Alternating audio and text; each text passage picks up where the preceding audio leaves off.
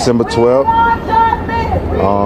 My ex-wife got a text message from her saying that my son broke up with her, and December 20th he was murdered. Imagine you raising a kid that's an honorable kid, a good student, you know, an athlete who could be something in the future, and somebody just took his life away. I just don't understand it, so we want justice, that's it. Keimo was a fun-loving guy. He loved his family and his love his PlayStation, and his passion was football, and he just didn't deserve what he got. He couldn't go a day without being happy.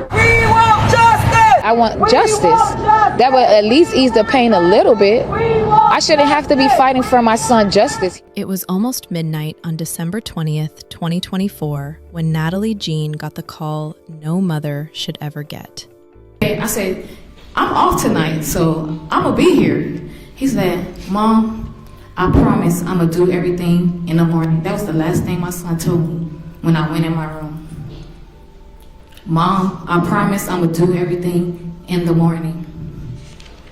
Then I got that phone call. Not from police officers or nothing. One of his classmates called me and said, Mom, something happened to Keimo. You need to go to the hospital. Then somebody texted me, Jahara stabbed Keimo. But her lawyer wanted to say she reached out to me. When she wanted to talk to me about other stuff and communicate, she know my number, but she didn't know it that night. Well, her mind was a fog that night. But when we talk on a regular, she knows my number. And then an officer, as I'm on the scene, tells me, Miss Jean, yes. Is Yahkeim Lollar your son? Yes. I'm sorry to tell you, he didn't make it. Why? I'm just getting on the phone with my dad to explain to him what's going on, but I don't know what's going on. I turned into a little girl that night. Could you imagine calling out for your dad? I'm like, Daddy! Daddy! Yo, tu es petit moi! Petit moi mourir! That's what I'm saying. I said, my child is dead. They told me they killed my child. Keimo was stabbed to death by his 17-year-old ex-girlfriend, who told detectives, quote, "We were horseplaying. I had the knife in my right hand because I was getting my phone out to call my friend Tay. He bumped into the knife. He walked into it." For 39 days, while the family grieved, held vigils, and buried him, she walked free, despite officers knowing her identity. She was arrested only after the family rallied and protested. What followed was months of defense filings, scheduling delays, and continuances that dragged the case from May 2025 into 2026. 1 year and 4.5 months later, Darvid Sr. would tell the court how losing Keimo shattered his life and his children's lives. He also called out the tactics that had prolonged their pain. Good morning, Your Honor. My name is Darvid Yahkeim Lollar Sr., proud father of a gem of a son, Yahkeim Kanye Lollar. And before I tell you how the murder of my son affected me, I want to let you know how it affected my other 2 kids right there. My son like 6'5", my oldest boy like 6'5", like was 280. He lost like 50 pounds in the immediate aftermath. He was, through talks we had, he was, sorry son, contemplating suicide, okay?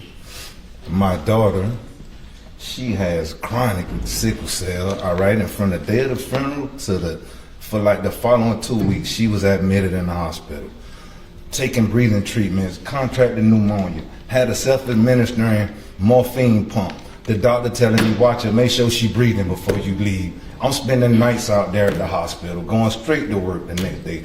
I was really thought I was at risk of losing all my kids, being kidless, okay? It's kind of uncomfortable for me. I'm do what I gotta do for my son. I'm a habitual felon, labeled by the system. This is my first time on this side of the law, but I really want to speak about the injustice that I feel has taken place here, all right? From the night of the arrest, from the night of the incident, Nobody informed us nothing about anything. We all we know, we were just summoned to the headquarters. We were released and never found out anything else. We had to find out from the street. Charges were never filed. Okay, and I feel like it's a slap in the face to honestly to be 40 days in and they come back with manslaughter. All right, and with all the evidence that we've seen, that they've called us down there to see, medical examiner, the body cam worn video from the scene of the crime, all right, it's just baffling to me how they can take all this time to come up with a manslaughter charge. We feel as though she's been undercharged, all right? We've been seeking the enhancement from the beginning, all right? And you know, they like, the defense would like to call it accountability, all right, saying that she pleading guilty now, all right? But we think it's being smart because we always been seeking enhancement for the charges. All right, so this is like they're getting ahead of the ball right now. All right, it's 16, 18, a year and a half in. All right, and we supposed to have a phone dump by today's court date. All right, it kind of sounds like water and oil mixing together. Cause I mean, it's over with at this point. You know, for us to get a phone dump today, it probably won't even do us no good. All right. What if it's content in her phone? Because kids text each other. They don't talk. You know what I'm saying? What if it's something that she sent a message to her friend saying, I'm going to F him up? You get what I'm saying? That would have showed premeditation. That would have showed intent. That would have showed a whole lot of things that we could have got these charges upgraded. All right. We've been seeking that from the beginning. All right. We feel like the whole investigation was influenced from the jump. All right. We feel like it was a whole perfect storm for it to happen on the city of Miami side. I'm from a place called Lincolnfield, all right? Everybody probably know it for all the wrong reasons, all right? I've been shot down, AK-47. I done seen people murdered, know a lot of murderers. Don't know anybody that was granted this luxury right here, all right? To be kill someone that night, all right? To be held in custody, taken into interrogation, and released without charge? Like, come on. Now, I feel as though they could have charged her with manslaughter that night if you're going to take all this time to come up with that charge. All right, it was my sister, the police officer, that added the additional charge, that requested through Kevin Bettencourt to add an additional charge of with the deadly weapon, you know, because even before that, she was only eligible to get up to 15 years. All right, because it's a deadly weapon, now it's up to 30. All right, but we shouldn't have to do the prosecutors in the state job. You get what I'm saying? It's more upsetting to me than anything. Yeah, my son gone, he ain't coming back. I'm at peace with that. You get what I'm saying? I don't like the way this case was handled, Your Honor. You know what I'm saying? And then we met with the state attorney, we met with Catherine Fernandez-Rundle. The chief of police called us down. We had a meeting with him. I'm quite sure they don't meet with all victims of families of homicide. All right? So it leads me to wonder why. All right? Maybe they know they messed up the case or mishandled the case. All right? It just ain't nothing makes sense right now at this point. You know what I'm saying? I want to talk about Keimo a little bit because he was the most humblest guy. Well respectable. Keimo was so humble. Keimo, I went to pick him up from Charles R. Drew Elementary one day, and his teacher say, hey, in PE, the PE teacher like, hey, the kid's super fast, he jumped super far, and I'm super high, and he's just this super athlete. I'm like, Keimo didn't tell you? At this point, Keimo had won 3 Super Bowls, 3 Super Bowl MVP. Keimo go to school and nobody knows nothing.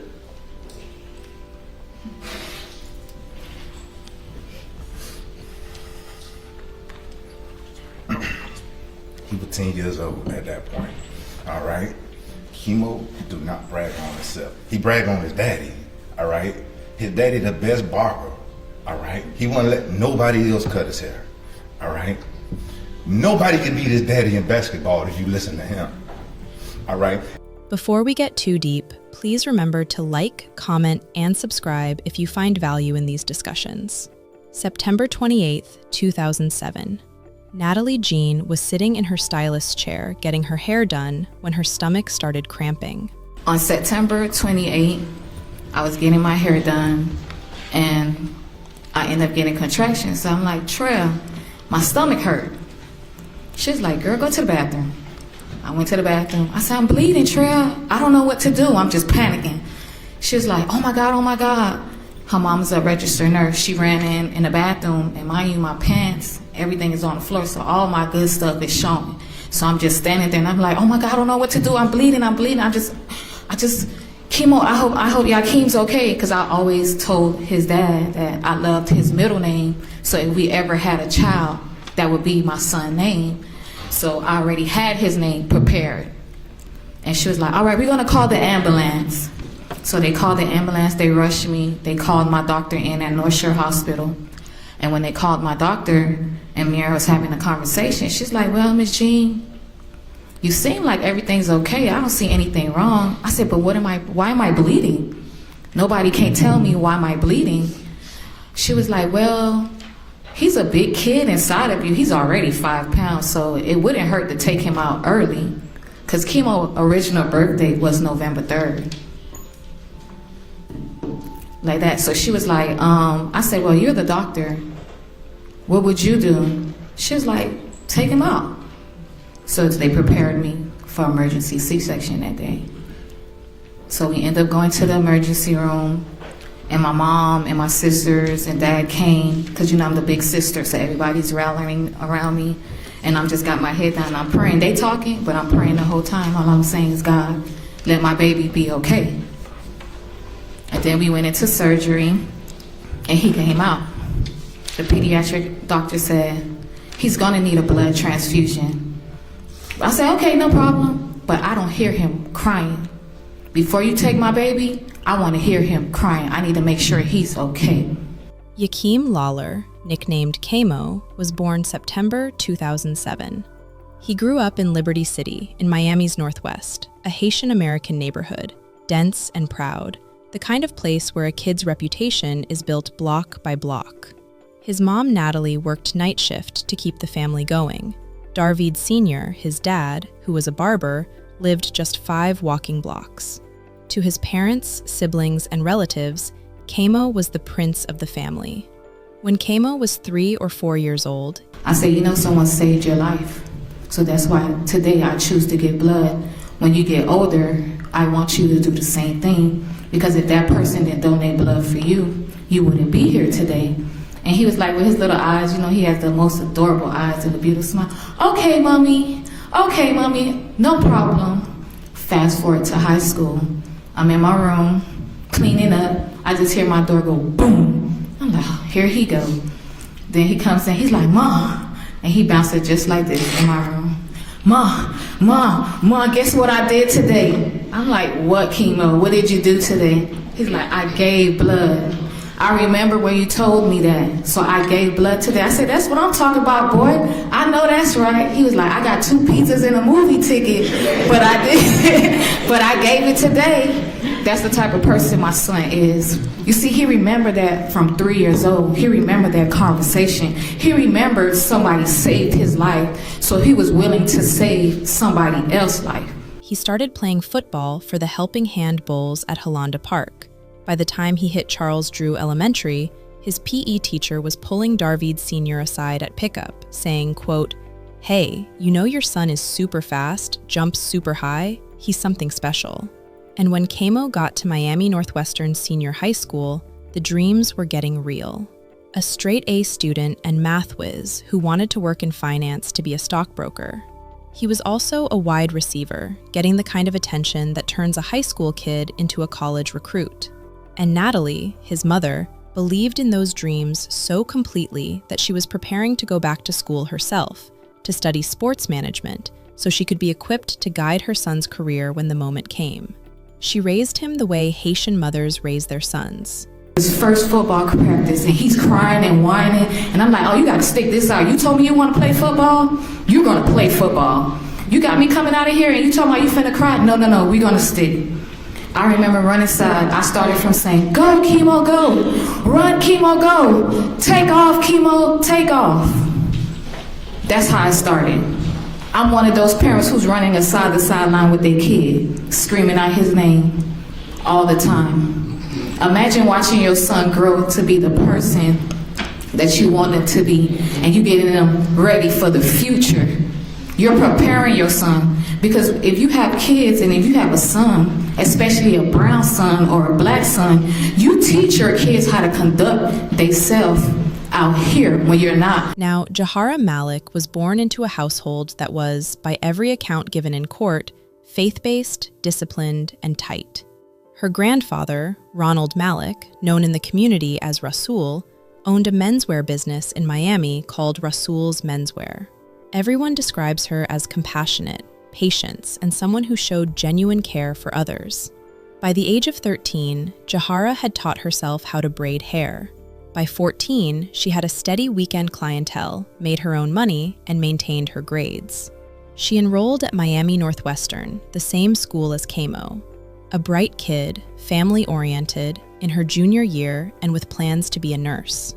At some point, Keimo and Jahara became friends. Nobody in the public record tells the exact moment they started dating, but Natalie describes it as on and off, that volatile push-pull thing teenagers do. So when things at school started getting strange between Jahara and Keimo, the adults around them saw signs. Aunt Zelda, Keimo relative, will say in court that the family kept hearing things. There were times we got reports of her going into his classroom, taking his book bag, pouring soda in his book bag, or taking his book bag and throwing it in the hallway, bullying him. And he was taught not to hit girls. And it makes me think maybe we should tell our boys to hit girls back. And he didn't do that, and look at what happened to him. Multiple witnesses would tell investigators that Jahara had broken Keimo's phone, not once, not twice, but on at least 3 separate occasions during their relationship, smashed in fits of rage after an argument with no consequence. And then there was the incident at Mr. Robbins' house. The exact date isn't in the public record, but Mr. Robbins... Yes, while interviewing Mr. Robbins, he stated that in his house, the defendant did the same thing, chased the victim around with a knife until she was disarmed and the knife was thrown on the floor. Darvid Sr. would later allege, under oath, that this wasn't the first time a knife had come out around his son. It is not an isolated incident, what we found out through the state, through y'all. You get what I'm saying? This has happened before. She's pulled the knife on him. She's cut him with a knife before. On December 12th, 2024, Natalie's phone rang, and the caller was Jahara. She called me on December 12th and said my son broke up with her. At this point, he'd had enough, and the reason he told his mom was Jahara's entitlement, the way she carried herself in the relationship. Friday, December 20th. Darvid Sr. left work early that afternoon. So I called Keimo. I left work early. I get off at 5 o'clock. The graveyard be closed. I called Keimo and invited him to the graveyard this day. Same evening, Natalie was off work for the night and home. The night of, it was a regular day in our house. We was putting up the Christmas tree, me and Treasure, my youngest. He came in the living room. The first thing he said, because he's always a jokester, "Pink tree, huh, Mom? Pink tree." I say, "Boy, you better ask your sister," which is my oldest, Tamia. She waited the last minute to get that Christmas tree, so we got to get what we get. And we all was in there doing the tree. And for some reason, it's just like it wasn't coexistent or whatever. It was just a beautiful day. Tamia was she was coming in the door, and he was coming out of his room, and we was playing music. And we was just like, it was just our song, and we was dancing. We was listening to Mariah Carey, "We Belong Together." And then he just coming out the room and he's just singing. He's like, "When you left, I lost a part of me." And he just singing his heart out. And then we in the background, we his little cheerleaders, we like, "We belong together." And we just singing. And then it was just, that's our normal routine. You know what I'm saying? It was just a beautiful day. Never would we imagine that. We ate, he went in his room. I said, "Oh, hey Jig, the trash." He talking about, "All right, Mom." I said, No, your room." He was like, "Oh, okay." I said, "I'm off tonight, so I'm gonna be here." He said, "Mom, I promise I'm gonna do everything in the morning." That was the last thing my son told me when I went in my room. "Mom, I promise I'm gonna do everything in the morning." Then I got that phone call.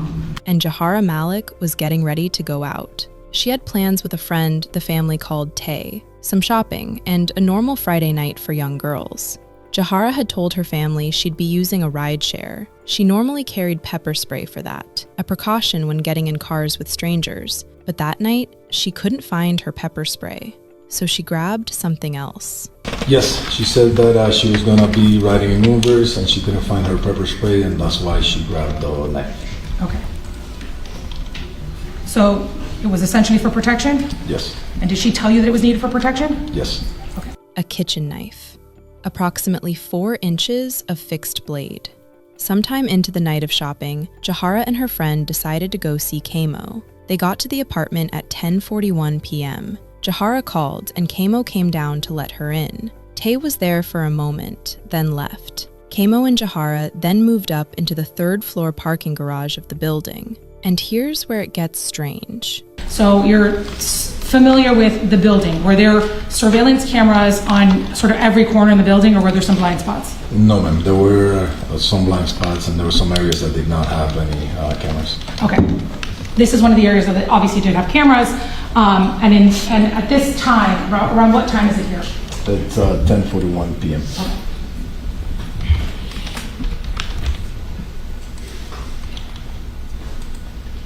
So who's the person in the hoodie? The victim, And who's the person in the tank top? the defendant. All right. So, at any point as you watched this particular footage, was there anything about this footage that led you to believe that the defendant was at any point afraid of the victim? No, ma'am. Did she appear to be in any type of distress? No, ma'am. And in fact, she at some point is like smiling and joking with him. Yes, ma'am.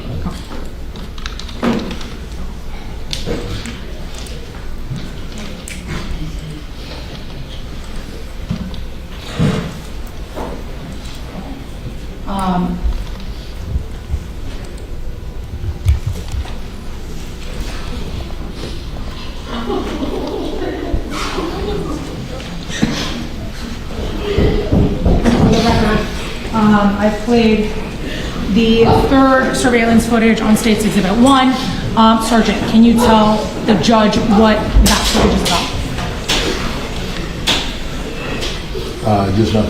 That camera was right over the entrance to the garage parking door. The garage actual doors to the left of that, the camera was above it. And so we've talked about kind of blind spots. Is there any camera that captures anything that's to the sort of left on this side? No, there's no cameras in between that pillar or the wall. And so there's obviously another camera that's back here that captures the image.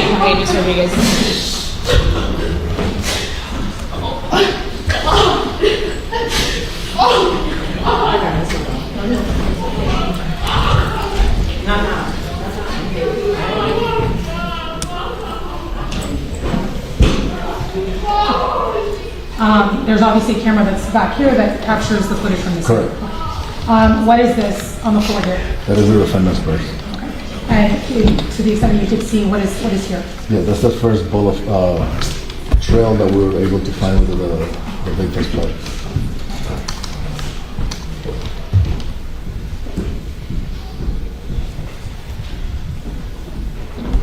This next video does have sound, so to the extent that anybody needs to exit.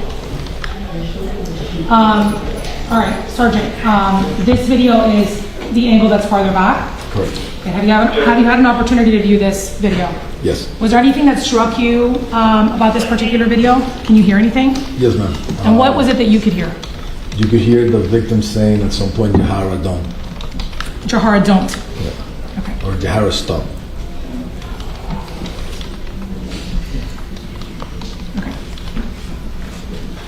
For the record, the state's playing the 4th surveillance footage on State's Exhibit 1.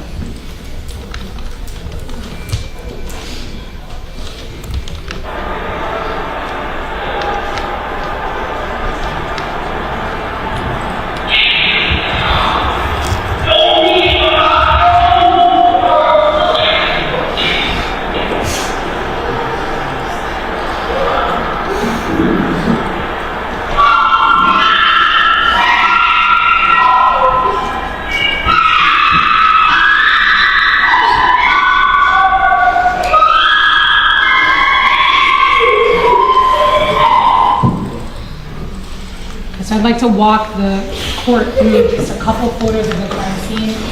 At 10:59 p.m., Jahara made the 911 call.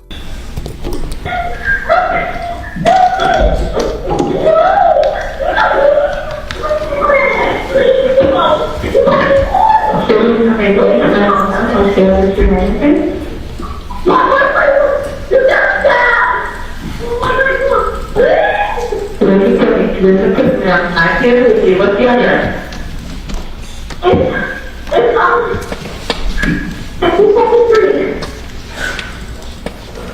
okay. North End address, Deputy, what is the address now? So I can get back to you.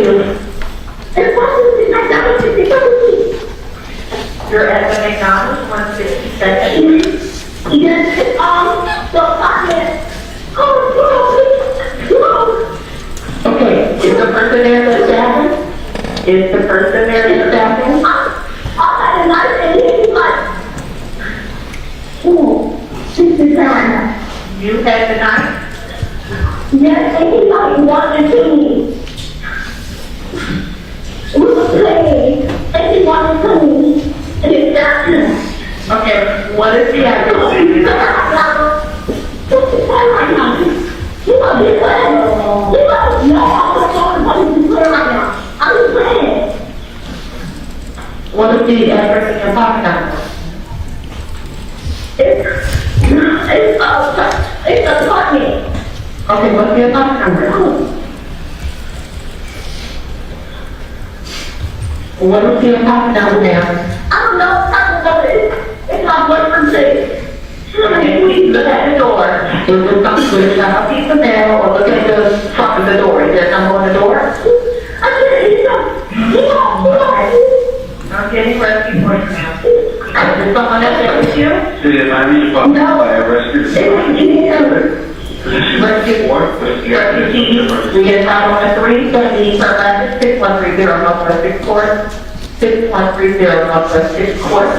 Oh. Miami police were on scene within minutes. The paramedics worked fast and rushed him to Ryder Trauma Center at Jackson Memorial Hospital. At 11:53 p.m. on December 20th, 2024, Yahkeim Keimo Lollar was pronounced dead. The injury was too severe. The blade had reached his heart. He was 17 years old.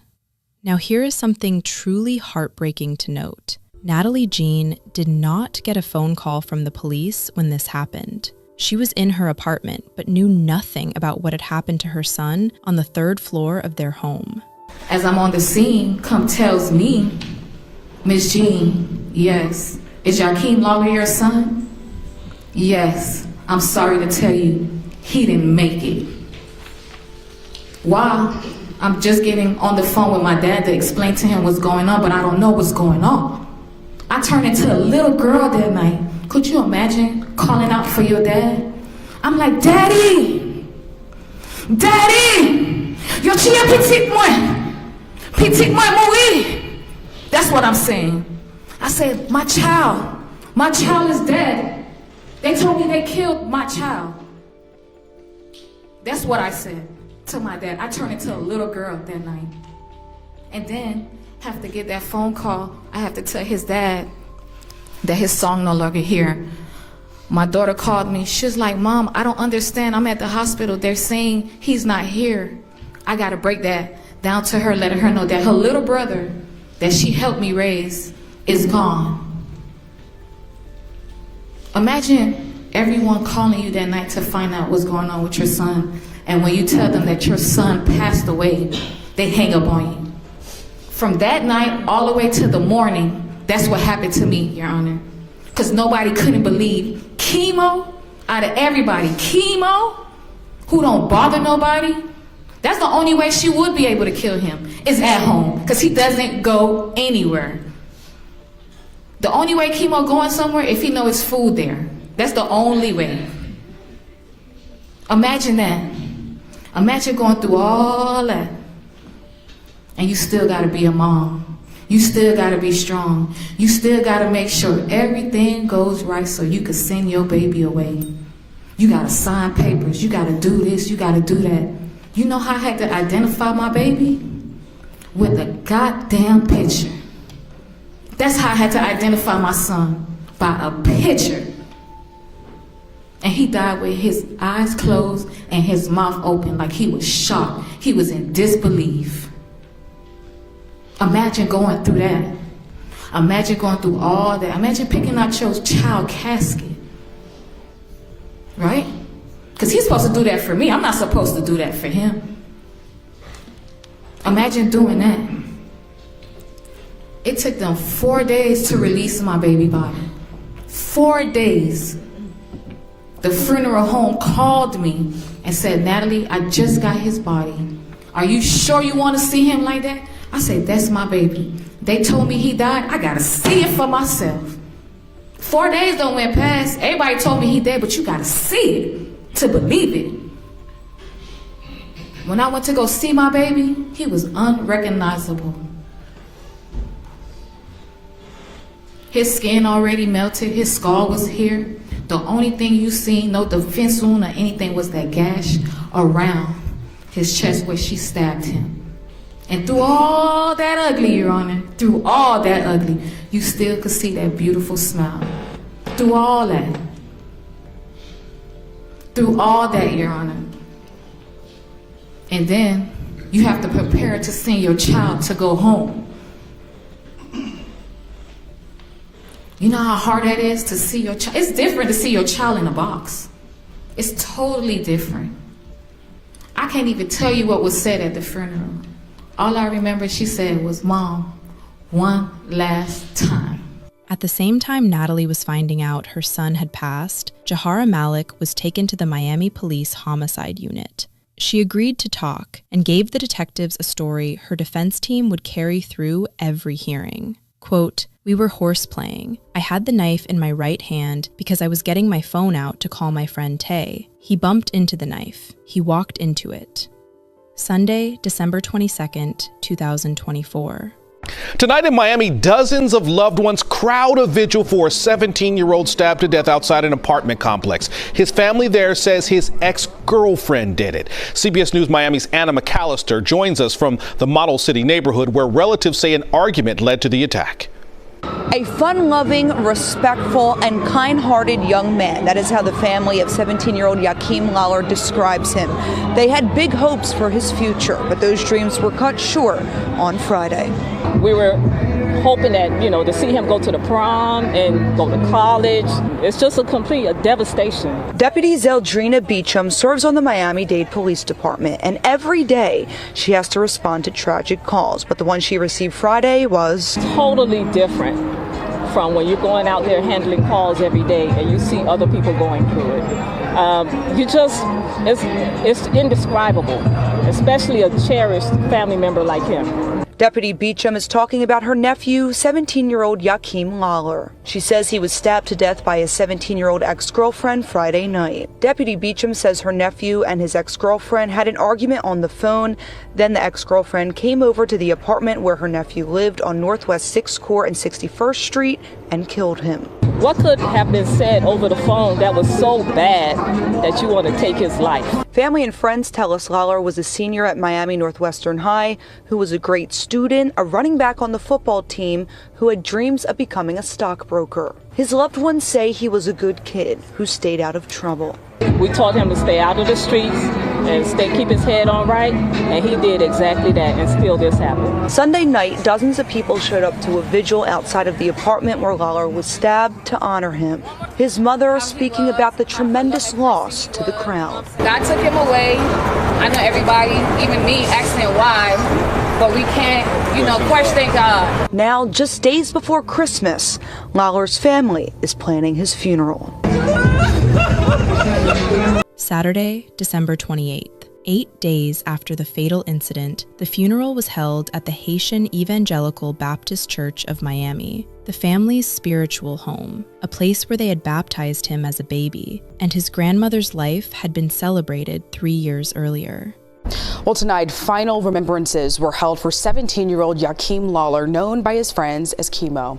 He was killed in a stabbing on December 20th, and it happened in the area of Northwest 6th Court and 61st Street. The family has accused his 17-year-old ex-girlfriend of stabbing him to death. Many gathered today at the Haitian Evangelical Baptist Church of Miami for his funeral service. Family members spoke on all the support they've received. Seeing how much love he's getting and how much everybody got for, how much love everyone got for him is so mind-blowing. My baby brother was loved, and me and my family appreciate it for all the love you guys showing. Keimo was a senior at Miami Northwestern High School and a running back for its football team. He had dreams of becoming a stockbroker. They buried him at Southern Memorial Park in North Miami. In the first weeks of January 2025, while the family was burying Keimo, the police called the case an open investigation. In mid-January, almost a month after Keimo had been killed, Jahara Malik was still walking around free. No arrest, no jail, at home with her family. 17-year-old son was stabbed to death. The Miami mother says that she wants his killer arrested. The stabbing happened in late December near the family's home. Police say that the suspect is a 17-year-old girl. Kim Wynn sat down exclusively with the victim's mom in an interview you'll see only right here on 6. Kim. Yeah, that's right. I spoke to the mother of 17-year-old Yahkeim Lollar. She says she is heartbroken, sad, and most of all frustrated that there still hasn't been an arrest. He was just all you could ask for a son. In the middle of her living room, He was such a jokester. sits a memorial filled with pictures, flowers, and memories. He had $1 million smile, like he had the most beautiful smile. A sacred space Natalie Jean never thought she'd have to make. It's just unbelievable that he's not here. Her son, 17-year-old Yahkeim Lollar, also known as Keimo, died after being stabbed December 20th in the garage of their apartment building near Northwest 6th Court and 61st Street. Jean says she ran downstairs after getting the call that something happened. Police told her Keimo was gone. And I just blacked out. It's like somebody punched me in my stomach, took all the air out of my stomach. She says he was stabbed in the chest, the knife piercing his heart. So you telling me my son is dead? Like, that's my only son. I'm just screaming like I'm going crazy. I'm like, my son is dead. That's my only son. Miami police say the suspect is a 17-year-old girl who knew Keimo. Jean says that suspect was her son's ex-girlfriend. She called him and called him on his phone, and he went downstairs to her. Nearly 1 month later, the mother says she's angry there hasn't been an arrest. Why is it taking so long for my son to have justice? Miami police say detectives are still working on the case. The Miami-Dade State Attorney's Office sent this statement, which reads, "This matter is still under police investigation, with additional evidence and information presently being gathered. As a result of the recognized need for the full accumulation of evidence, an arrest has not yet been made." Jean says Keimo, a student at Miami Northwestern Senior High School, loved playing football, video games, and spending time with family. We're getting ready for senior breakfast, we're getting ready for prom, and we're getting ready for college. And now this happened. A bright future now cut short. My son is dead. And how is that fair to me? And you took his life. Jean says she wants Keimo to be remembered by how he lived, not how he died. I don't want people to remember him from this tragedy. I want people to remember him from the positive. A friend of the family, named Sanaya Darris, wrote a public letter and put it online. Quote, "We are devastated by the tragic loss of Yahkeim Lollar, a 17-year-old full of love, potential, and a bright future, who was senselessly taken from us on December 20th, 2024. The letter laid out everything the family needed people to know. It shared the Miami police tip line and asked people to share Keimo's story, to keep his case in the spotlight. And then the internet picked up the case. The hashtag Justice for Keimo, started spreading. On January 16th, a friend named Anaya Postel posted on Facebook with a photo of Keimo, calling on the authorities to make sure Jahara was held accountable. Across Instagram, TikTok, Facebook, the story was moving. Local 10, NBC6, CBS, Miami. A Change.org petition went up. Demand justice for Yahkeim Lollar, and started racking up signatures. On January 18th, 2025, another post went up under the handle get_off_my_shit, an account owned by Natalie, with the caption, quote, "Key to the city, huh? It's been over a month since 17-year-old Yahkeim was murdered, and Jahara Malik, the granddaughter of Ronald Malik, Rasul, still hasn't been arrested. My family is left to grieve without justice, while the city remains silent. How can we honor someone with the key to the city and then ignore the pain caused by their family? Keimo's life mattered. My family deserves justice, not silence. It's time for action. Hashtag justice for Yahkeim. Hashtag no one is above the law. The accusation, from a family that had been quietly suspicious for weeks, went directly to Jahara Malik's grandfather, who had been honored with the literal key to the city of Miami. And the Lollar family was now openly asking, is that why nothing is happening? Now, 4 days after the key to the city post, exactly 1 month and 2 days after Keimo was killed, Natalie and Darvid Sr. stood outside the Miami-Dade State Attorney's Office on Northwest 12th Avenue. New at 6, family and friends of a 17-year-old stabbed to death are calling for justice. They believe they know who killed Yahkeim Lollar, and today they protested outside the state attorney's office demanding an answer. CBS News Miami's Chelsea Jones is in Miami with their call to action. It's been a month since Yahkeim Lollar was killed outside of his own home, and today, for hours, his family stood with signs in hand, chanting, demanding accountability. We want justice! We want justice! On December 12th, Yahkeim Lollar, also known as Keimo, was stabbed to death. His family alleges his ex-girlfriend is to blame. Nobody has been charged. December 12th,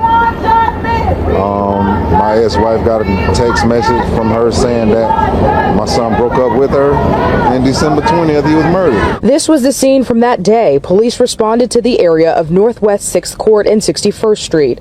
That's where officers found Keimo stabbed. He later died. Wednesday, outside of the Miami-Dade State Attorney's Office, his loved ones were pleading for justice. Imagine you raising a kid that's an honorable kid, a good student, you know, an athlete who could be something in the future, and somebody just took his life away. Miami police told us back in December that the suspect was a 17-year-old female, and she was taken into custody for questioning and released. They did not say what her connection to the victim was. I just don't understand it, so we want justice, that's it. The teen has not been named by authorities.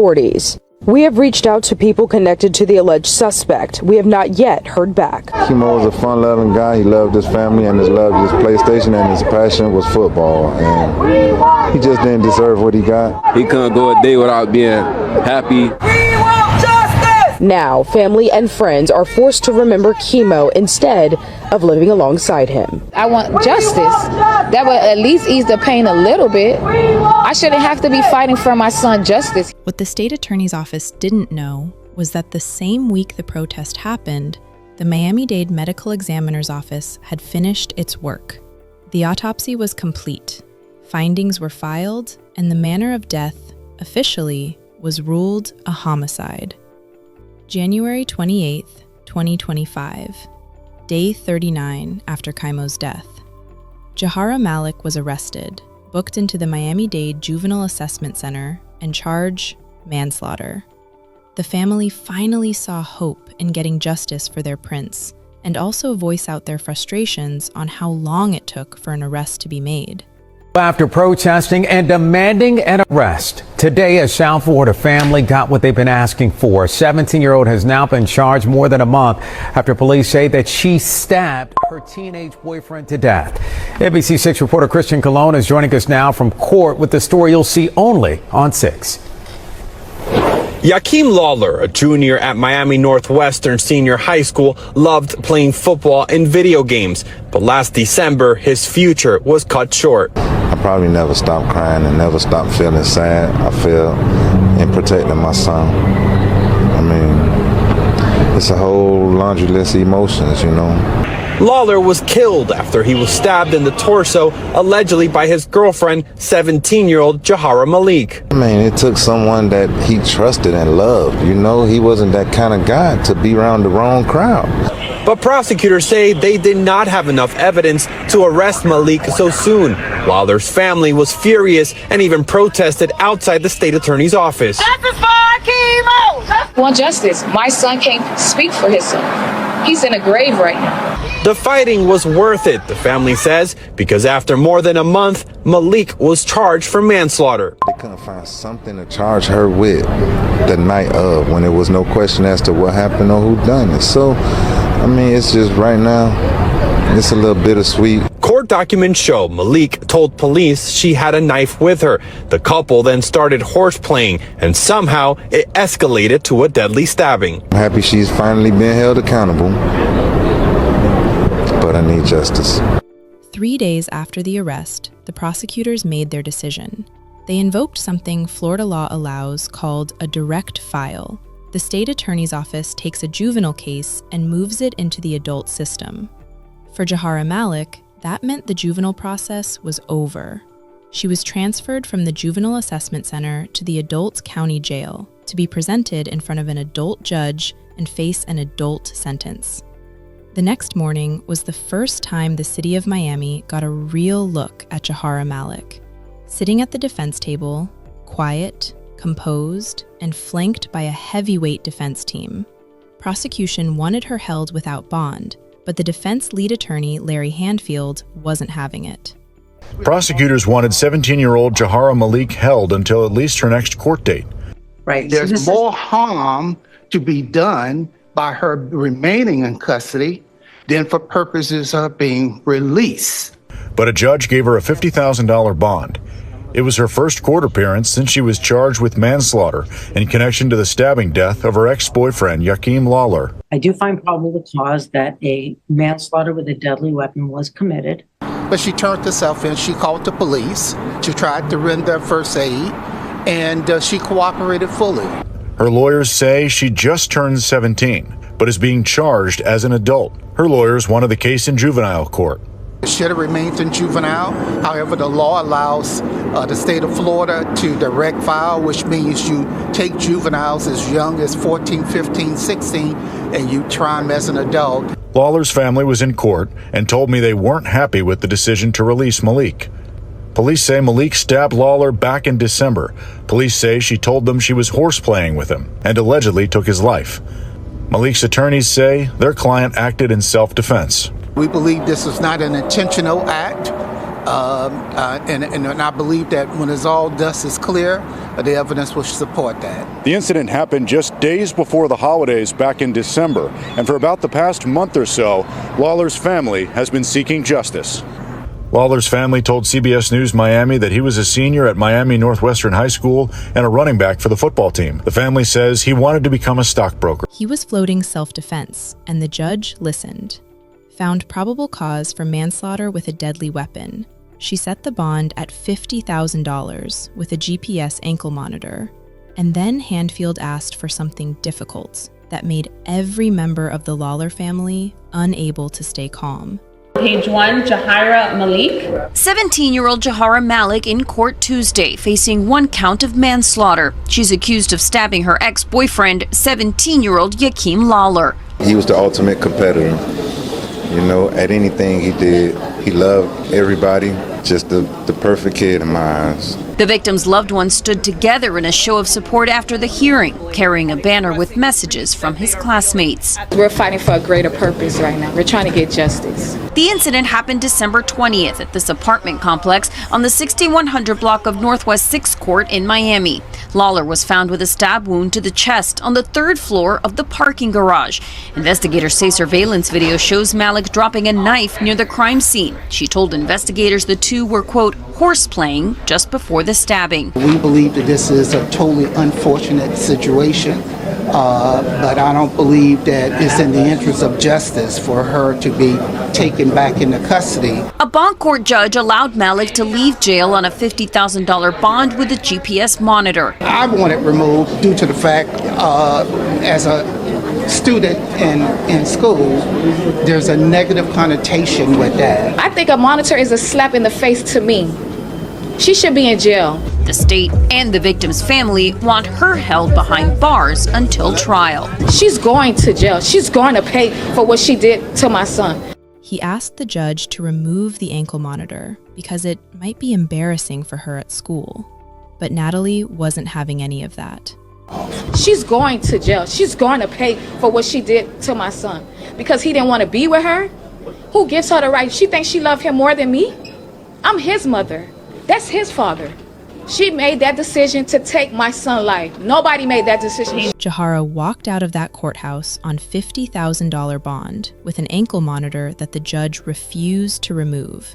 and the Lollar family went home to prepare for the next fight. February 6th, 2025.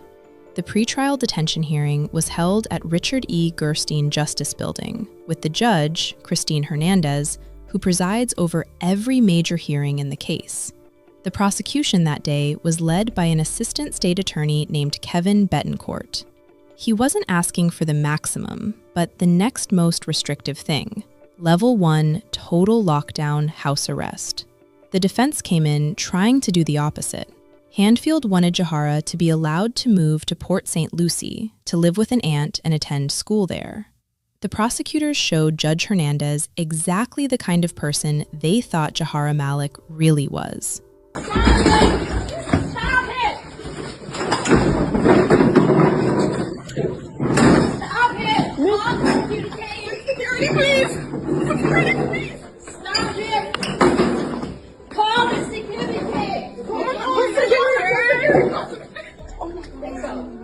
By her own admission to police, she had walked out of the lunchroom and thrown the first punch, which led to school suspension a few months before the incident.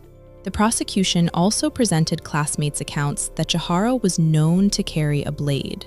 They introduced text messages for the first time, ones Jahara had allegedly sent to a previous boyfriend, conversations where she talked about wanting to harm people, screenshots with the words, "I want blood." Judge Hernandez took it all in, listened to the defense, and ruled. Judge ultimately siding with the state and making sure Malik knew what was at stake. If I receive word that you are not abiding by house arrest, I will take you back into custody. Do you understand me? Yes. The trial set for May 2025 slipped to summer, then fall, then winter. Continuous defense filings, depositions, scheduling conflicts. The delays were obvious. But the Lollar family, most noticeably Natalie, never gave up. Natalie kept posting, giving interviews, and at some point, the family hired an attorney of their own, a woman named Melba Pearson. January 22nd, 2026, 1 year later. After that first protest, Natalie was back outside the Miami-Dade State Attorney's Office on Northwest 12th Avenue. It's been a year that we stood in front of the state attorney office in protest and demanded an arrest for my son's murder. And then a year later today, we're still fighting for justice. And we're trying to figure out why. Because if the shoe was on the other foot, my son would have been in jail. You know, her attorneys are playing these games and keep prolonging and doing this trickery. And they think we don't understand what they're doing. They think we're going to give up fighting. No, we're not.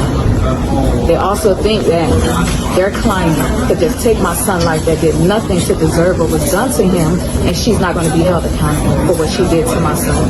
No, that's not going to happen. She had a better chance of winning the lottery. So like I said, we're going to continue fighting. I said it a year ago, and I'm going to say it again today. We're going to continue fighting to the day I take my last breath, and even after I take my last breath, I will haunt them and make sure that my son gets justice, because he deserves justice. So for a police officer to come to you and say, "Hey, Miss Jean, yes. Is Yahkeim Lollar your son? Yes. I'm sorry to tell you, he didn't make it." You know how that feels? That plays in my head every day. And I still have to stay strong for my other 2 kids. You understand what I'm saying? And have to come to this courtroom and watch her defense attorney play games in our face. So tell me, how would you feel if that was your child? Because we all know, if it was my son that did that to her, he would have been waiting in jail to go to trial. Why is she not in jail? Why is she not getting the same repercussion he would have gotten? Inside the courtroom that same week, a status hearing was on the docket in courtroom 2-8. Melba Pearson, the family's attorney and former Miami-Dade homicide prosecutor, spoke to reporters before going in. Quote, "I've handled many cases like this, many homicides. Sometimes things go slowly, but this is unacceptable. The defense has barely done any depositions. There's been no investigation on their end." The prosecutors also told Judge Hernandez that the defense team, Larry Handfield and Miami-Dade County Commissioner Keon McGee, were still trying to negotiate a plea. Judge Hernandez had heard enough. She said, quote, I just don't want to keep granting continuances, and then nothing is happening during that. Darvid Sr., Keimo's father, summed up the family's emotional state to the reporters waiting outside. It's just like the worst toothache. It's indescribable. March 16th, 2026. Jahara Malik, now 18 years old, stood before Judge Christine Hernandez and pleaded guilty. This is another breaking story we're following for you. A teenage girl stabbed her boyfriend to death amid an argument, and today, nearly 2 years later, she's pleaded guilty. The deadly stabbing happened in Northwest Miami-Dade, December of 2024. Christian Colon is with us now with that major update from the courtroom. And Christian, will this teenager get any prison time for killing her boyfriend? Yeah, that's right. Jahara Malik pleaded guilty today, and now she will let the judge decide her sentencing. When it comes to prison time, she is facing up to 30 years behind bars. Take a look. This is Jahara Malik. She was 17 at the time that she stabbed her boyfriend. She's charged with manslaughter for killing her boyfriend, 17-year-old Yahkeim Lollar. Lollar's family has been very vocal since the beginning, holding protests outside the Miami-Dade State Attorney's office, demanding accountability. Their calls for justice eventually led prosecutors to actually file charges against Malik more than a month after the killing. Today, nearly 2 years later, the case will not go to trial. There was no plea offer. Instead, Malik pleaded guilty and will allow a judge to decide her punishment. The victim's family says they want the max here, which is, like I mentioned, 30 years in prison. Let's listen to what they told us. I want the max. That's what I want.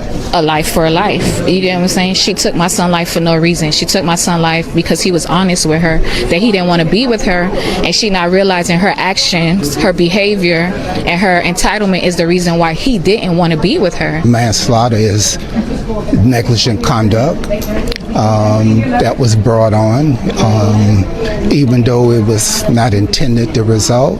It says a whole lot, as far as I'm concerned, her recognizing and accepting responsibility.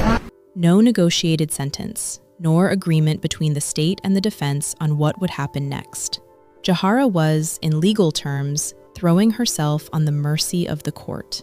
Judge Hernandez had to make sure she understood what that meant. I can give you anywhere from a youth offender sentence, from straight probation, all the way up to 4 years in state prison, followed by a probationary sentence, or I can sentence you to state prison up to 30 years. Do you understand that? Outside the courtroom, both sides talked to reporters. The defense framed the plea as accountability. It's been remorseful from day one. She immediately called 911 and started doing life-saving measures. Natalie, again, was not buying it. It's like bittersweet. It took a year, 2 months, and 26 days for her to, acknowledge or even hold accountability for what she did to my son. I don't think she's remorseful. I think if she was really remorseful, she would have took accountability the first day it happened. I want the max. That's what I want. A life for a life. Sentencing was set for May 5th, 2026, and by the time the doors opened on courtroom 2-8, the gallery was already filling up. On one side, dozens of Keimo's family members, friends, and classmates. On the other side, the Malik family, pastors, teachers, and a community of their own. The state called its first witness, Miami Police Sergeant Juan Santos. Lead prosecutor Kristen Rodriguez handled the direct examination with methodical, piece-by-piece reconstruction of what happened on the night of December 20th, 2024. At some point, he was asked to demonstrate how Jahara said she held the knife. So did she demonstrate for you how she said she was holding the knife? She did. And how was she? Can you show for the court? Basically, she ended up with a knife like this. Okay, so that's what she tells you she ends up. And does she tell you how high she ended up holding up the knife? Just like this. Like this, okay. So I'm gonna ask if you could just do me a favor. Could you please stand up? It's okay with the judge. So she demonstrated for you how she was holding the knife. How high up was she holding it? She did just like this. Right here. Okay. And I'm gonna take this from you and ask that you stay there because we're gonna reenact it a bit. Where exactly is the stab wound of the victim? Excuse me. Right here. It's up higher in his chest. Okay, and so towards the left. the victim is how tall? Do you recall? 5'10". 5'10". Okay, and the defendant was how tall? 5'6", 5'7". Okay, so they're about 3 inches apart. How tall are you? 6'2". Okay, I'm 5'6". I'm probably wearing 2 inches of heels, so that makes us maybe proportionate to them. So she says she's, correct me if I'm doing this right, she's holding it just like this. And does she tell you she's doing this, or does she tell you she has it here? Okay, and then what does she tell you happens to the victim while she's holding the knife? There was something with the door. The victim opened the door and just bumped into her. And he bumps into her. Okay, so presuming that that's the case, does she say that the knife is here? Yes. And he bumps into her right here? Okay, is that consistent with the fact that the stab wound is actually up here? No. Okay, so it would have had to have been up here? Yes. Upright, right? Okay, thank you. And that's to say if she was holding onto her phone? Correct. Okay.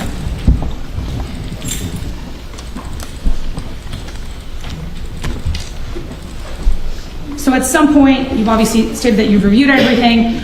Does her statement to police change? Yes, from the first time that I reviewed the video, it definitely changed. Where does she tell police the knife is when she first talks to them? In this video with the body-worn camera, she says that the knife was already in her right hand, and she demonstrated as a low grab. So you say right hand, and where does she demonstrate that it is? And she said it's down here? That's right. Okay. Does she tell police at some point a different reason why she pulls out the knife? I'm sorry? Does she ever tell police earlier that there's a different reason why she pulls out the knife? The two versions were that one, that they were play fighting, and then the other one to us, that when she was gonna call her friend, she grabbed the phone by mistake with the knife. At some point, does she tell police that she gets mad at him? Yes. Did she ever mention at any point that she was, during her interview with you, that she was afraid of the victim? No. That she felt that her life was in danger when she was with the victim? Did she ever mention that she was previously battered by the victim? No. Did she ever mention previously that he had ever been physical with her? No. Okay.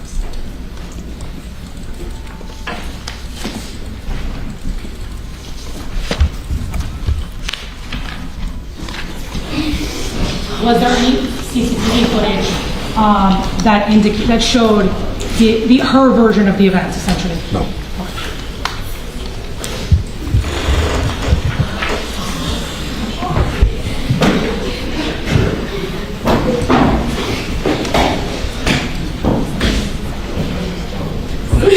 So we've talked, and if I could ask, just shows offense. Showing defense counsel with the previously marked states exhibit 1B. Do you have an extra, Jamie? No.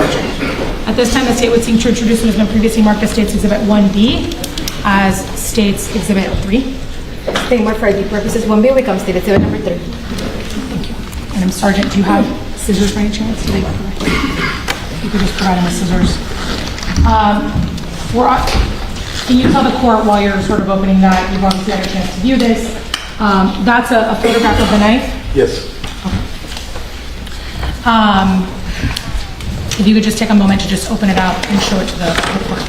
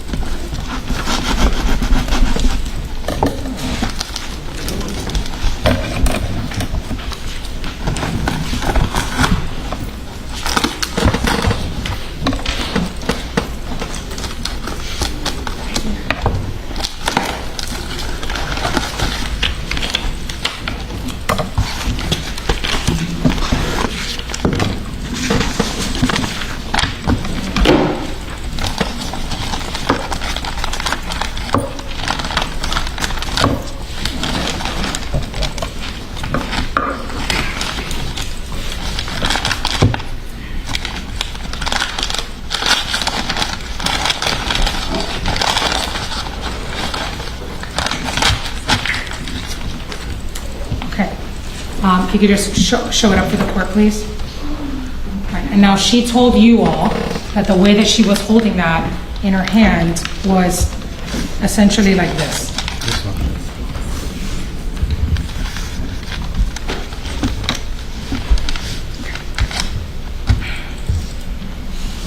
All right, so I'd like to take a moment to talk about some of the, well, I'd like to show the court.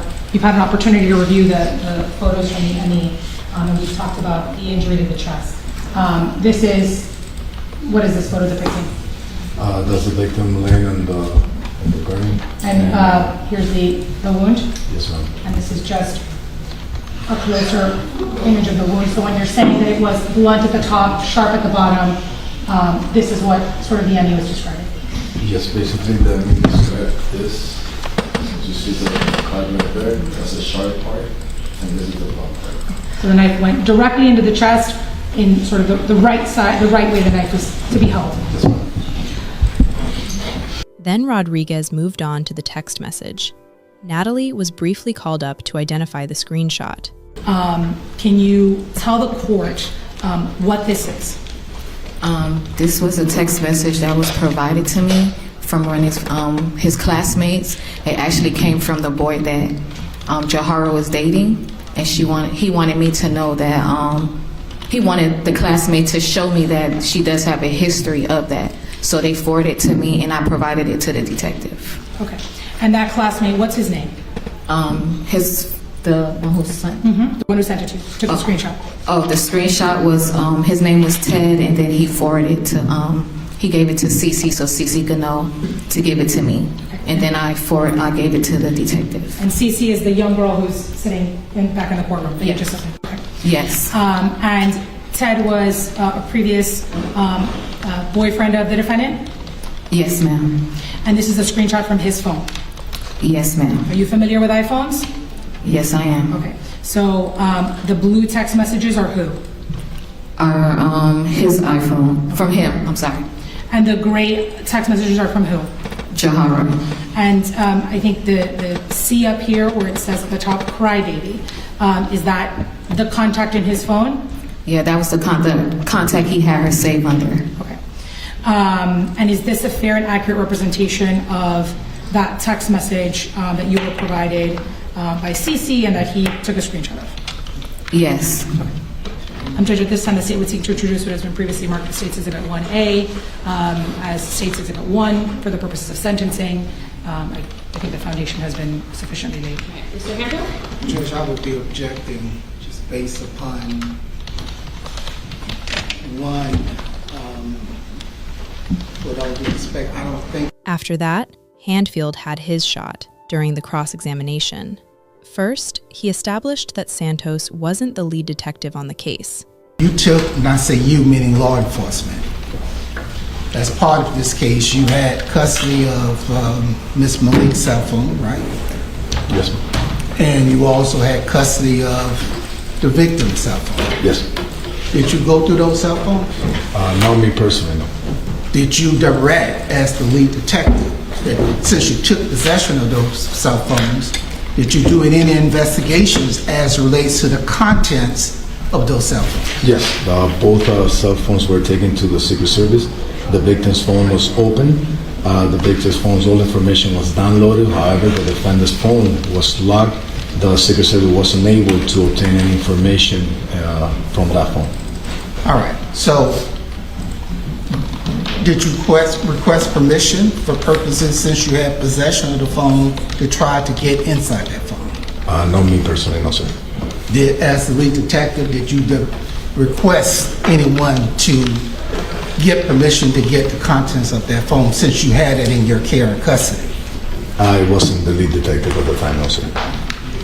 Do you know, even as you sit here today testifying, my client's cell phone is in law enforcement care and custody, correct? Yes. And you never bothered to try to get the contents of that phone? We did, sir. The phone is currently sitting at the Secret Service. And it was still being tried to broken into last month. I could give you a second. Give me a second. When did this incident happen? When did you take possession? When was the phone taken into law enforcement possession? I'll tell you right now. Let me see if I can help you. Yes. the cell phone of Miss Malik was taken into custody the same day. Isn't that correct? I'm not sure, so that wasn't part of that. Okay, but this incident happened in 2024, right? Correct. We're in 2026. So as you sit here today, as far as your understanding, no one has gone in to get to retrieve the contents of the cell phone belonging to Miss Malik. Correct. I got the answer, actually, that could respond to that from the Secret Service, if you care to hear. So again, no one has gone into, have been able to get any information, correct? Correct. Okay. Now, you did have accessibility as you testified that you went through the cell phone of the deceased, correct? Not me personally, but... When I say you, I'm talking about you representing the police department here, right? Yes, sir. The medical examiner's office, you giving testimony from him even though you did not perform the autopsy, correct? Correct. And so therefore, as you've been given questions and answering questions by other people, what other people said and done... Objection, Judge. Argumentative. No. Overruled. I'm asking you the same thing, yes, okay? Now, the text message that you just referred to, did it identify anything as relates to Jahara Malik? No, that I could see, no. Did it identify her cell phone? I'm sorry? Did it identify her cell phone number that law enforcement still have in custody? No. So therefore, you have no personal knowledge of knowing that line of communication that was just presented to the court. You have no idea who the two individuals, both individuals, when they were communicating. You can't attest on the oath that you know who those individuals were, correct? Correct, not me personally, yes. Now, your investigation also revealed that Jahara Malik and the deceased had a relationship going on, right? And as part of that relationship, they would often, as far as your understanding, horseplay with each other. Yes. And in that process of horseplaying, what they engaged in was immature conduct, right? Would you agree? Yes. And part of that horseplaying was Jahara would pull out a knife during the horseplay, and they would run around and laugh at each other and chase each other. That was something that they had a pattern of doing. Objection, Judge. Lacks personal knowledge. I don't think that that's exactly what he testified to. Well, I'm asking a question. If you know, based on your investigation. Mr. Hanfield, don't argue with Ms. Rodriguez. Just address the court. If you have a response to the objection that's raised, I will hear it, but I do not want you speaking to each other. That was the defendant's statement, sir. And as far as the defendant's statement, there were other individuals that said the same thing, right? Correct. Okay, so when you say that was the defendant's statement, it was not just the defendant that made that statement. Your investigation from others supported that statement, correct? The presence of the knife, yes, sir. Yeah, is that correct? Yes, sir. Now, on the date in question, you saw the video, and clearly, Ms. Malik, while engaging with the deceased, they were horseplaying, right? From the staircase, yes, sir. Yeah, all right. And from what you observed, that what we saw was individuals just acting in a manner that had been previously described. I don't know. Well, based upon what you saw. Yeah, it looked like they were, yes. Looked like they were horseplay. Yes, as indicated by what my client indicated to you, right? And what she indicated to you was supported by what you actually saw in the video, right? Yes.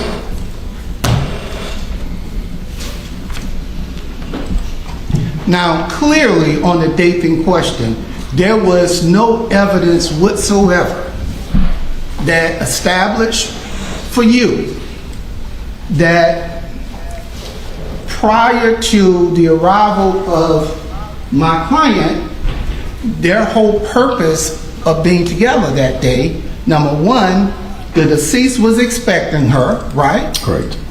And she was made arrangements where they were going to, well, she communicated that she was coming over there, right? Yes. And so therefore there was no animosity, there was no anger, there was nothing that would support that when she, based upon the conduct shown by both of them, that there was no ill purpose of her going to that, to see him that day, right? Correct. All right. And so it's important, just so we understand, that on the date in question, the video shows and corroborates what my client told you. She went there, not for no ill will, not for no ill intent, and in the midst of this horseplaying, that's how the stabbing took place. Yes. Now, obviously, the 911 call also illustrate and demonstrate the hysterical nature that Ms. Malik experienced when she realized that her friend had been stabbed on that day. You heard the 911 call, right? I did. And you heard the hysterical, the crying, the trauma in her voice, right? Yes, she was screaming, yes, sir.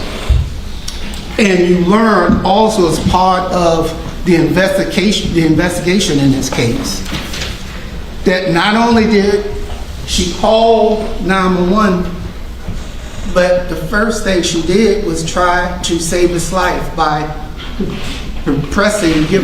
trying to life-saving measures on the deceased. I don't know that part, sir. What you mean you don't know that part? Right. Isn't I'm it? going to ask, I don't want to remove anyone, but I cannot have these proceedings go on and have commentary from the gallery. I started this proceeding with advising everyone that we need to give this a seriousness. So you need to keep your mouths closed and your thoughts inside your heads. I know this is very emotional for everyone, but I cannot, the record needs to be clear. Mr. Hanfield needs to be able to ask his questions. The sergeant needs to be able to give the answers, and we need to keep a clear record of what's happening here, and we can't do that if there's noise from the gallery. So I'm just giving you, this is my last warning. I don't want to have to excuse anyone from this, so please. All right, Mr. Hanfield, I apologize for interrupting you. Thank you. May I please support? Sir, based upon that's in the investigative report, three things was done as relates to right after Jahara Malik realized what had happened. One, 911 was called. Is that correct? Yes, sir. Okay. Two, life-saving measures for purposes of compressing, trying to stop the bleeding. Isn't that correct? I have no knowledge of that, sir. I haven't read that part. And the third is making sure that the mother was notified. The mother of the deceased? No, sir. She was not So, as part of your investigation, you're telling this court that you were unaware that there were life-saving measures done by my client, and you were unaware that she wanted to make sure that the mother was also notified. Are you saying that, no, hear what I'm saying, are you saying under oath that as part of whether you did it or someone else made a notation in the investigative report, are you saying that you were unaware of those two things, other things that were done by my client? Yes, sir. I was unaware till now. Like I said, I could review it in the report. I was unaware of that. I don't know what part of the report. You refresh my memory. We'd be glad to see it. And the other one, she did not make contact with the mother. We did. I just want you to answer the question. I'm answering, sir. As to what you're saying that you were unaware, right? Correct. Okay. Now, how many individuals were working as detectives? The point, I believe, it was 3 detectives. And who would be considered the lead detective? Detective Acuna. So you were not the lead detective? No, sir. And one thing as detective, don't you all have team meetings when you're going through evidence to find out what one person has done, what the other person has done, gathering evidence? Yes, sir. I wasn't part of that team directly. I work overnight, so I was just assisting that team the day of. So you're saying that your involvement in this case was solely based upon assisting on the day of the stabbing? Yes, sir. And so therefore, that's why you have no idea of what the further investigation revealed. As far as the CPR, yes, I had no idea. And so if I understand correctly, and then I'll just move on, because otherwise I'm wasting my time, you didn't do any investigation? I did, on the day of. Only the day of? Yes, sir. Okay. And that investigation that you participated in was very limited. Is that correct? Yeah, it was including interviewing the defendant. All right. So did you attend the autopsy? No, sir. So everything you talked about based upon the medical examiner is based upon something that you had no personal knowledge of? Yes, I reviewed the medical examiner's case. Well, I can do that. Anybody can do that. Objection, Judge, argumentative. Yeah. Mr. Hanfield, just to pose the question, Mr. Hanfield. You can make argument later on, but just asking the question.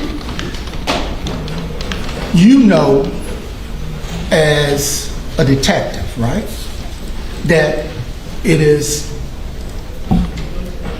the detectives attend the autopsy, correct? Yes, sir. Okay. So because you were not the lead detective in this case, you had no reason to attend the autopsy. Correct. And so therefore, would it be fair to say, that you called as a witness for the state, you were not the lead detective, right? Correct. You did no further investigation other than what would happen that day. Correct. And then as it relates to the questions and answers that you provided through the state of Florida in reference to this text trail, you have no idea where that came from? Is that correct? Yes. And you have no idea who the 2 individuals that were actually texting? Objection, Judge, asked and answered. Over.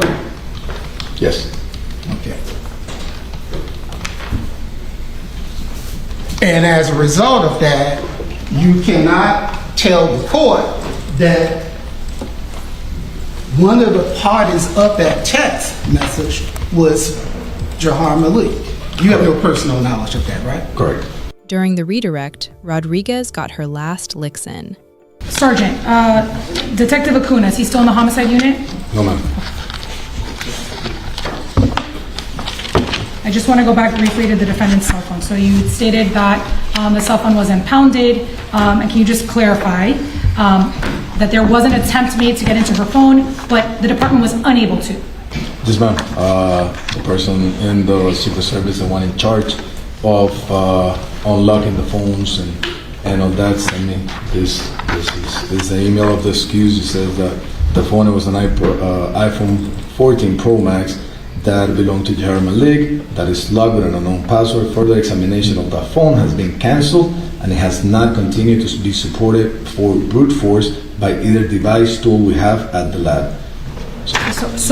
And in your experience as a homicide detective, when they tell you brute force, essentially they cannot get into the phone. They can decode the password. They tried, but they couldn't. They tried for over a year, yes, ma'am. For over a year? Yes, ma'am. Okay, and in your experience as a homicide detective, you've impounded many phones? Yes. And there have been phones that you've done search warrants for to get into those phones of defendants or of witnesses? Yes. And is it very common that it takes a long time to get into cell phones?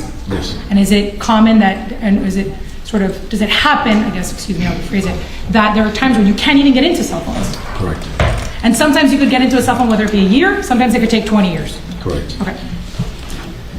Judge, I'm going to object to that, just based upon the fact he's not an expert. He cannot give no opinion as far as the technology to get into the phone unless the predicate is laid him as an expert. I just want to talk briefly about the horseplay and sort of the questions with relation to the nature of the relationship between the victim and the defendant. You testified on direct that you've obviously reviewed all of the reports. While you weren't the lead, you were present for the defendant's statement. Correct. And you've been able to review every single report, including the lead report in this case. Correct. Which was Detective Acuna's report. Yes, ma'am. Where multiple witnesses were interviewed with respect to at least the nature of the relationship between the two parties. Correct. And in each one of those interviews that you took, you said that the statements of those witnesses were consistent. Yes. And they were all consistent in that during all the incidents, the defendant was the initial aggressor against the victim. Correct. And on the incident when she pulled out the knife, I think defense counsel asked you about horseplaying, whether that was from, you had said the defendant's statement, right? So that was from the defendant's perspective. Correct. Okay. And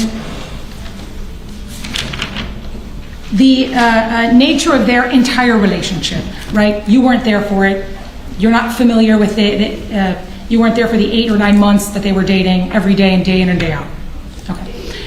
Yes, right? Yes. Correct? Okay. And when you took her statement, at any point, did she tell you that,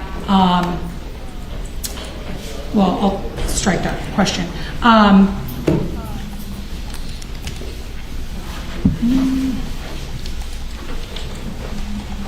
And the night in which you were present, part of which she was interviewed, and in the body-worn camera that you reviewed, you had stated previously on direct that she changed her statements to police. Correct. In the reasons why she pulled out the knife. Correct. Okay. And I think defense counsel asked you if the videos were consistent with the defendant's statements about what happened that night. I want to go back to something that we talked about earlier. She told... objection? Yeah, my objection is that's outside of what I cross-examined. She's now going into areas that I did not cross on. Overall, you can proceed. So she tells you that the knife was here while she was holding her phone in her right hand. Yes. Right, and it was at this length. And for the record, I'm holding it sort of below my chest and in between kind of my hips. So she at no point told you that it was up here. No, she didn't put it straight, no. And again, you reviewed the autopsy, you were present on scene, you were able to see, you watched the interview, present for the interview of her, you're familiar with her height, you're familiar with the victim's height. The victim was taller than her. Yes. Okay, and he was stabbed where exactly? Right above In his, the chest, center mass, a little bit to the left. Center mass to the left, okay. So is the stab wound consistent with where she told you she was holding the knife? No, ma'am. Objection. No. Judge, he can't give his opinion. Overall. And when she first tells police, you identified on body worn that the knife was down here, is that consistent with the fact that he has a stab wound in his chest? Not even close, ma'am, no. Okay.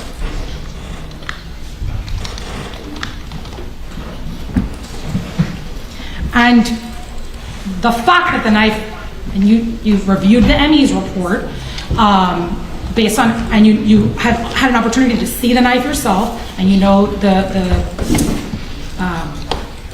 the length of the blade itself, which you said I believe was 4 inches. 4 inches. Okay, and how deep the knife went into his chest. 3.976. Which is almost the full blade. Less than an 8 before the end of the blade.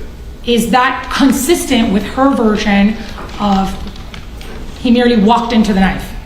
In my opinion, no, ma'am. Okay. And Judge, only just for the record, I'm going to object to about his opinion. It's noted overall. And then with respect to life-saving measures, again, you've reviewed Detective Acuna's report. To your knowledge, is that listed anywhere in Detective Acuna's report? No, ma'am.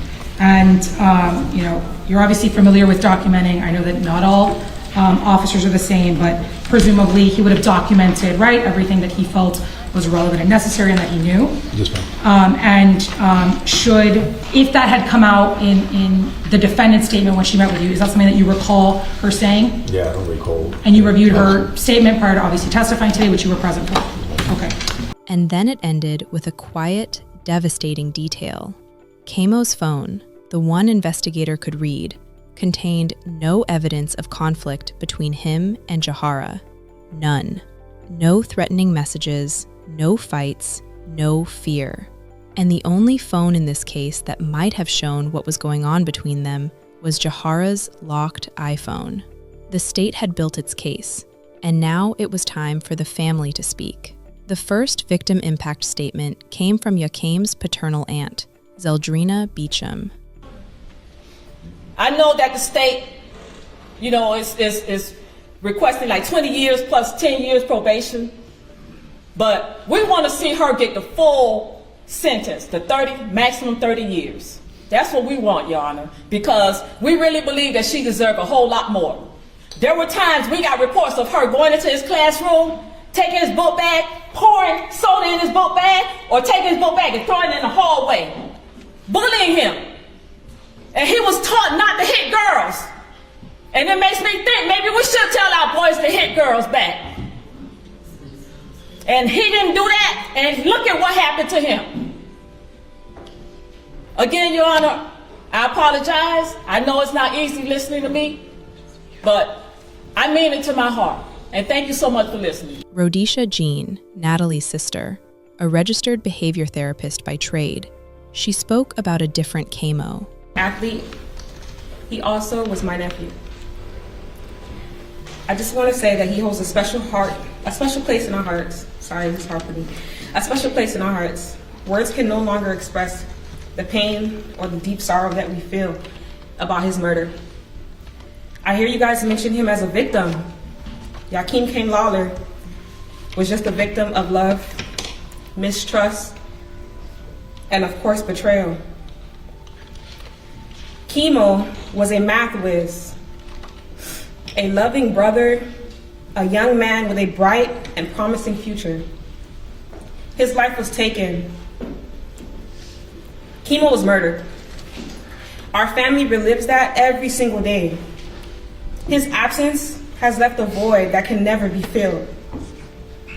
We will no longer be able to celebrate holidays without feeling that pain and reliving the trauma, especially New Year's, without feeling the loss of the love, the laughter, and the joy that Keimo brings to every one of our lives. Each and every December, we are reminded of the traumatizing moments Jahara Malik put our family through. 5 days before Christmas, she decided to go to his home, his safe place, 5 days before Christmas, and murder him. His kindness, his trusting nature, were taken advantage of in a split second. In the most devastating way, this pain of his absence is constant and everlasting. When I look into my niece Treasure's eyes, or Tamia, I instinctively think Keimo's right behind them, expecting to see Keimo beside her for first day pictures or family gatherings. I am met with the pain of having to realize that he's no longer with us. Important milestones that were stolen. I'm so sorry. Important milestones that were stolen that we could have celebrated with Keimo, like his 2026 prom pictures with his classmates. His graduation was stolen from us. The ability to have his first child, or his first drink. The future that he was working so hard towards.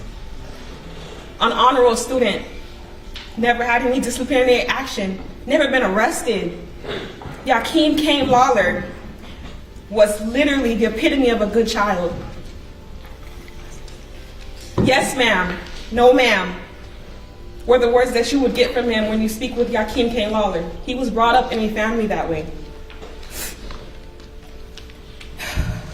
Yahkeim Lollar deserves justice. Jahara Malik deserves 30 years. The Jean family deserves justice. The Lollar family deserves justice. Yahkeim Lollar deserves justice. The only thing he was a victim of was trusting the wrong individual to come downstairs and open the door for her. Trusting the wrong person, loving the wrong person.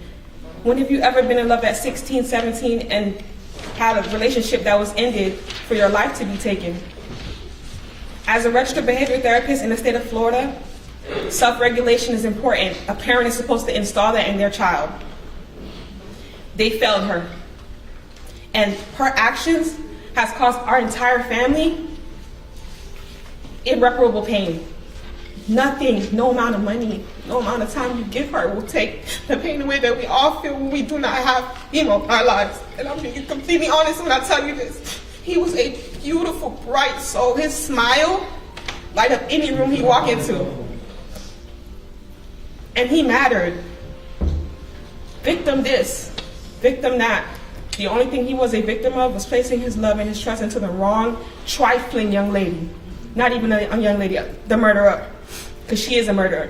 Everyone keeps saying stab, stab, stab. She murdered him. The next person to take the podium went by Tango. She had been Keimo's godmother since birth. As I stand here today carrying a loss that cannot be measured and a pain that will never heal, Keimo, as we affectionately called him, I will forever remember him, was 17 years old, a young black boy that has grown into a young man who we all love, full of dreams and life. That life was tragically stolen from him. His absence is permanent, it is forever. And it does not affect just one person. It has left an entire family, a circle of friends, and a community carrying the unbearable weight of this tragedy. At the age of 17, a person understands the difference between right and wrong. This was not a mistake. This was a decision to take a life that had immeasurable value and deserved to be lived. There must be accountability. We are outraged by this devastating and senseless act, and we are completely broken. I hosted Keimo's 8th grade prom watch, and every time I see his picture from that night, whether it was on the news or social media, it breaks me to the core. Keimo was so fly. Him and another kid that I can't even remember his name right now. And we was calling him Bobby Brown and just having such a great time. All the kids was laughing full of joy and talking about how they was gonna ride for their 12th grade prom. In helicopters, they was already talking about how much fun that they were gonna have, their life and things that they wanted to do after high school. But instead of watching him walk into a senior prom, we are faced with decorating the top of his gravesite. Instead of seeing him put on his cap and gown and walk across the stage to shake the principal's hand to receive his high school diploma that he earned, we will be faced with the pain of making a makeshift graduation, draping his gravesite with his cap and gown and placing his high school diploma on top of it because someone in this courtroom today decided that Keimo's life didn't matter. Casey Beecham, Keimo's uncle, pushed back on the defense's framing. Ever since Keimo was a little baby, he spent a lot of time with me, my mother, my family, and he was always such a joy to be around. He took an immediate liking to playing football. He played football for the Helping Hands Bulls at Olinda Park.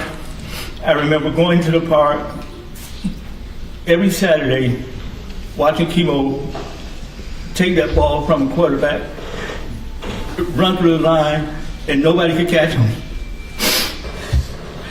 I just knew for sure that, Keimo was going, everyone knew that he was going to be somewhere. He was going to be a professional athlete at very least. Going to Travis Powell to see him play for Miami Northwestern senior high. Same thing, taking that ball from the quarterback, running it to a touchdown. And today, I'm in a different arena, trying to defend my nephew, defend his honor.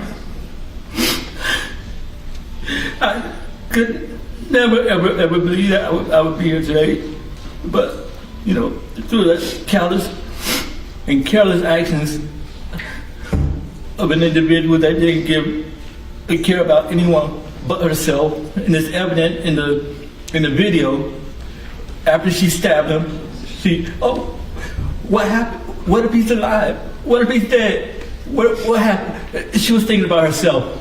She didn't care about Keimo. I don't believe she took any actions to save his life. The action she could have taken to save his life was leave that kitchen knife in the drawer at home and not take it with you to go see him. I carry a knife for protection. It's not a kitchen knife, it's a pocket knife. And for as far as it being horseplaying, I never played that game in school.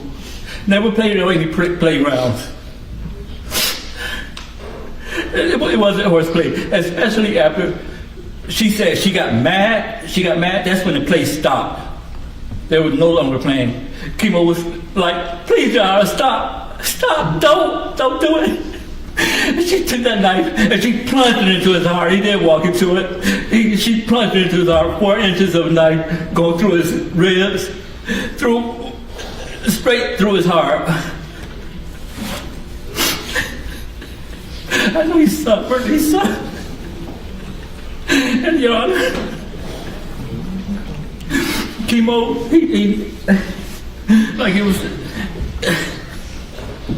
it was testified today that he didn't attack her. He didn't do it. I believe that Keimo was not a mean kid. He was a great kid, but he didn't deserve it. But I can tell you this, that Jahara deserved the maximum. Your Honor, right over your head. We who labor here seek only truth. That statement instills truth. It instills faith and fidelity that this court has integrity. And the only truth here today is Jahara meant to kill Keimo. Keimo is dead, and his attacker deserved the maximum 30 years and even more.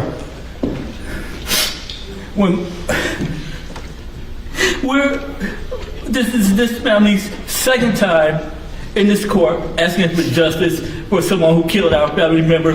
My father was killed in 1999, and in the same court we sought justice, and we got justice. And I please, Your Honor, I beg you, give us that same measure of justice that my father's killer got in this same court. Deshaun Darius, another cousin of Keimo, spoke about the regrets, wishing he had spent more time with Keimo. The last conversation they had ended with, quote, "I'll see you next time I come to Miami." And that turned out to be the funeral. He also told the court something that hadn't come up before. Keimo's passing on December 20th meant his death fell a day before Deshaun's little brother's birthday, 2 days before Deshaun's uncle's birthday, 5 days before Keimo's father's birthday, and his deceased granny birthday. The grief was scheduled into every December for the rest of their lives. And Sierra Harrell read a letter on behalf of Keimo's friends. Dear Jahara Malik, you killed our friend, and there is not a single day that goes by where the truth doesn't press down on our chest. There is no absolute way to dress that up. There is no version of this where damage fades into something smaller. A life was taken. Our friend was taken. And some people who love Keimo is left to carry what you did every single day We all wake up and remember. We fall asleep and remember. Sometimes it hit us out of nowhere. In the middle of a song, a laugh, a random memory, and suddenly we're all grieving all over again. Our friend should be here. Keimo should be here. He should be living, growing older, graduating with us, going to prom, chasing his dreams, making mistakes, healing, dreaming. Instead, there is a hole where a whole person used to be.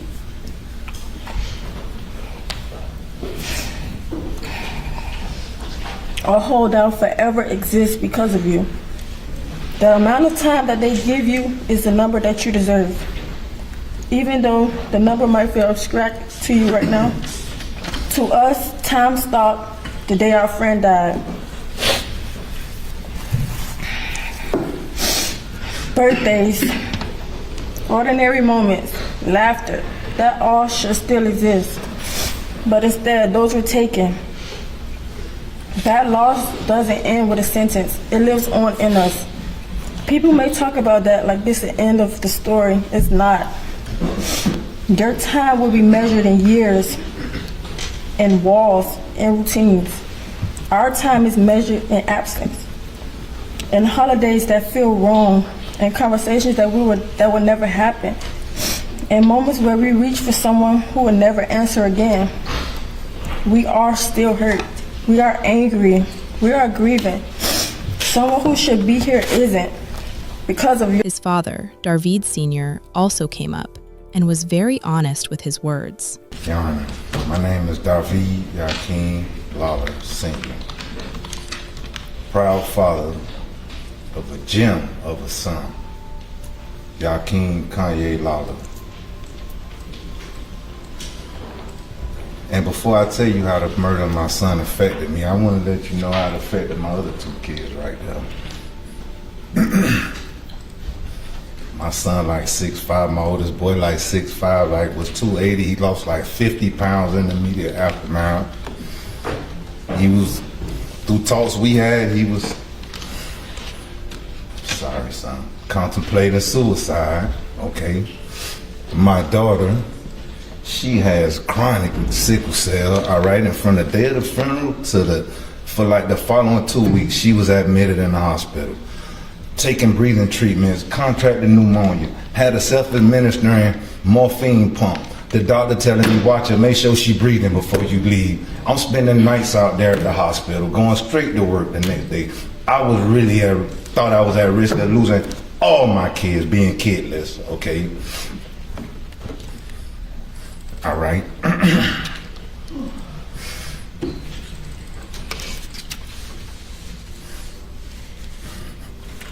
It's kind of uncomfortable for me.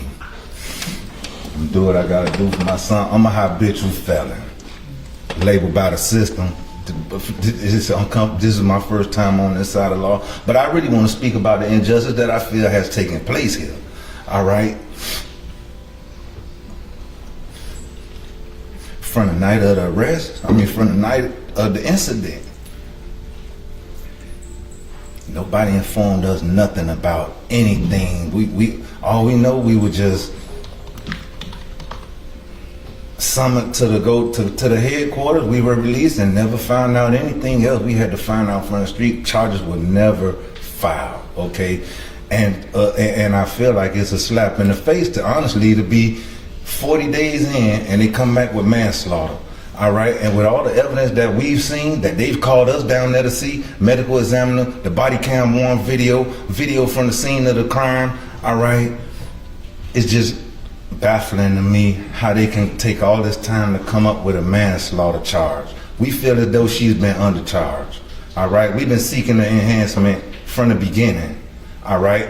And you know, they like, the defense would like to call it accountability, all right? Saying that she pleading guilty now, all right? But we think it's being smart because we always been seeking enhancement for the charges, all right? So this is like they're getting ahead of the ball right now, all right? It's 16, 18, a year and a half in, all right? And we supposed to have a phone dump by today's court date, all right? It kind of sounds like water and oil mixing together. Because, I mean, it's over with at this point. You know, for us to get a phone dump today, it probably won't even do us no good, all right? What if it's content in her phone? Because kids text each other, they don't talk. You know what I'm saying? What if it's something that she sent a message to her friend saying, I'm going to F him up? You get what I'm saying? That would have showed premeditation. That would have showed intent. That would have showed a whole lot of things that we could have got these charges upgraded, all right? We've been seeking that from the beginning, all right? We feel like the whole investigation was influenced from the jump. All right, we feel like it was a whole perfect storm for it to happen on the city of Miami side. I'm from a place called Lincolnfield, all right? Everybody probably know it for all the wrong reasons, all right? I've been shot down, AK-47. I done seen people murdered, know a lot of murderers.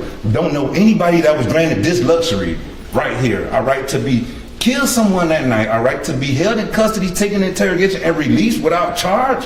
Like, come on. Now, I feel as though they could have charged her with manslaughter that night if you're going to take all this time to come up with that charge, all right? It was my sister, the police officer, that added the additional charge, that requested through Kevin Bettencourt to add an additional charge of with the deadly weapon, you know?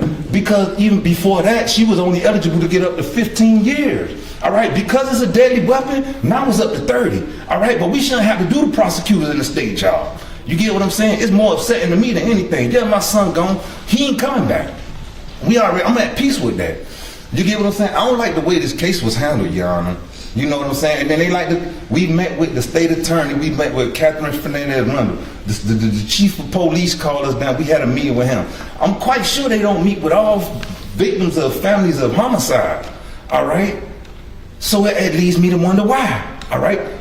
Maybe they know they messed up the case or mishandled the case. All right? It just ain't nothing makes sense right now at this point. You know what I'm saying? I want to talk about Keimo a little bit because he was the most humblest guy. Well respectable. Keimo was so humble.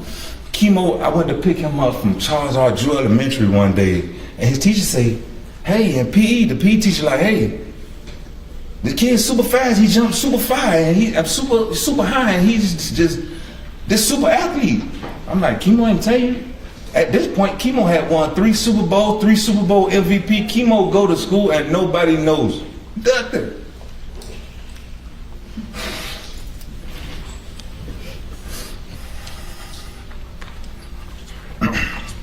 He was 10 years old at that point. All right? Keimo do not brag on himself. He brag on his daddy. All right? His daddy the best barber. All right? He wouldn't let nobody else cut his hair. All right? Nobody can beat his daddy in basketball if you listen to him. All right? And nobody's better with the bookie if you listen to Keimo. Keimo praises his dad. His dad was his hero. You know, I defend Keimo. I rescue him. I save him. I was robbed that night. I lived 5 walking blocks from Keimo. Walking distance.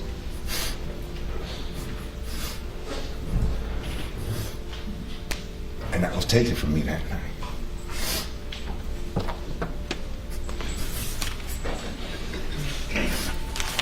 So that day, the day of the incident of the murder, I left work early. The graveyard closed at 5 o'clock, 5 p.m. It was my mom's birthday, December 20th. She passed away in 2021. So I called Keimo. I left work early. I get off at 5 o'clock, the graveyard be closed. I called Keimo and invited him to the graveyard this day, you know. I called him and told him I was going to see my mom. They refer to her as Granny. All right, I said, I'm going to see Granny. Keimo, what you doing? He like, I'm playing the PlayStation. And he didn't volunteer to come, so I didn't tell him to put it down and come. Give him his independent. He's 17. I know what he was into.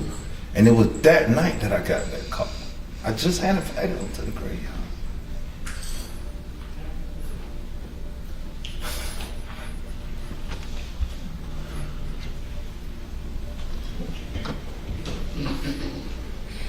Keimo wasn't hanging around the wrong crowd.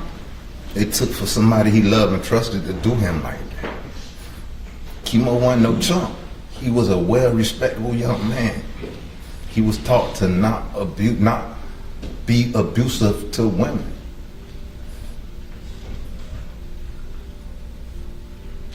And I think that was his ultimate. That was the reason for his demise.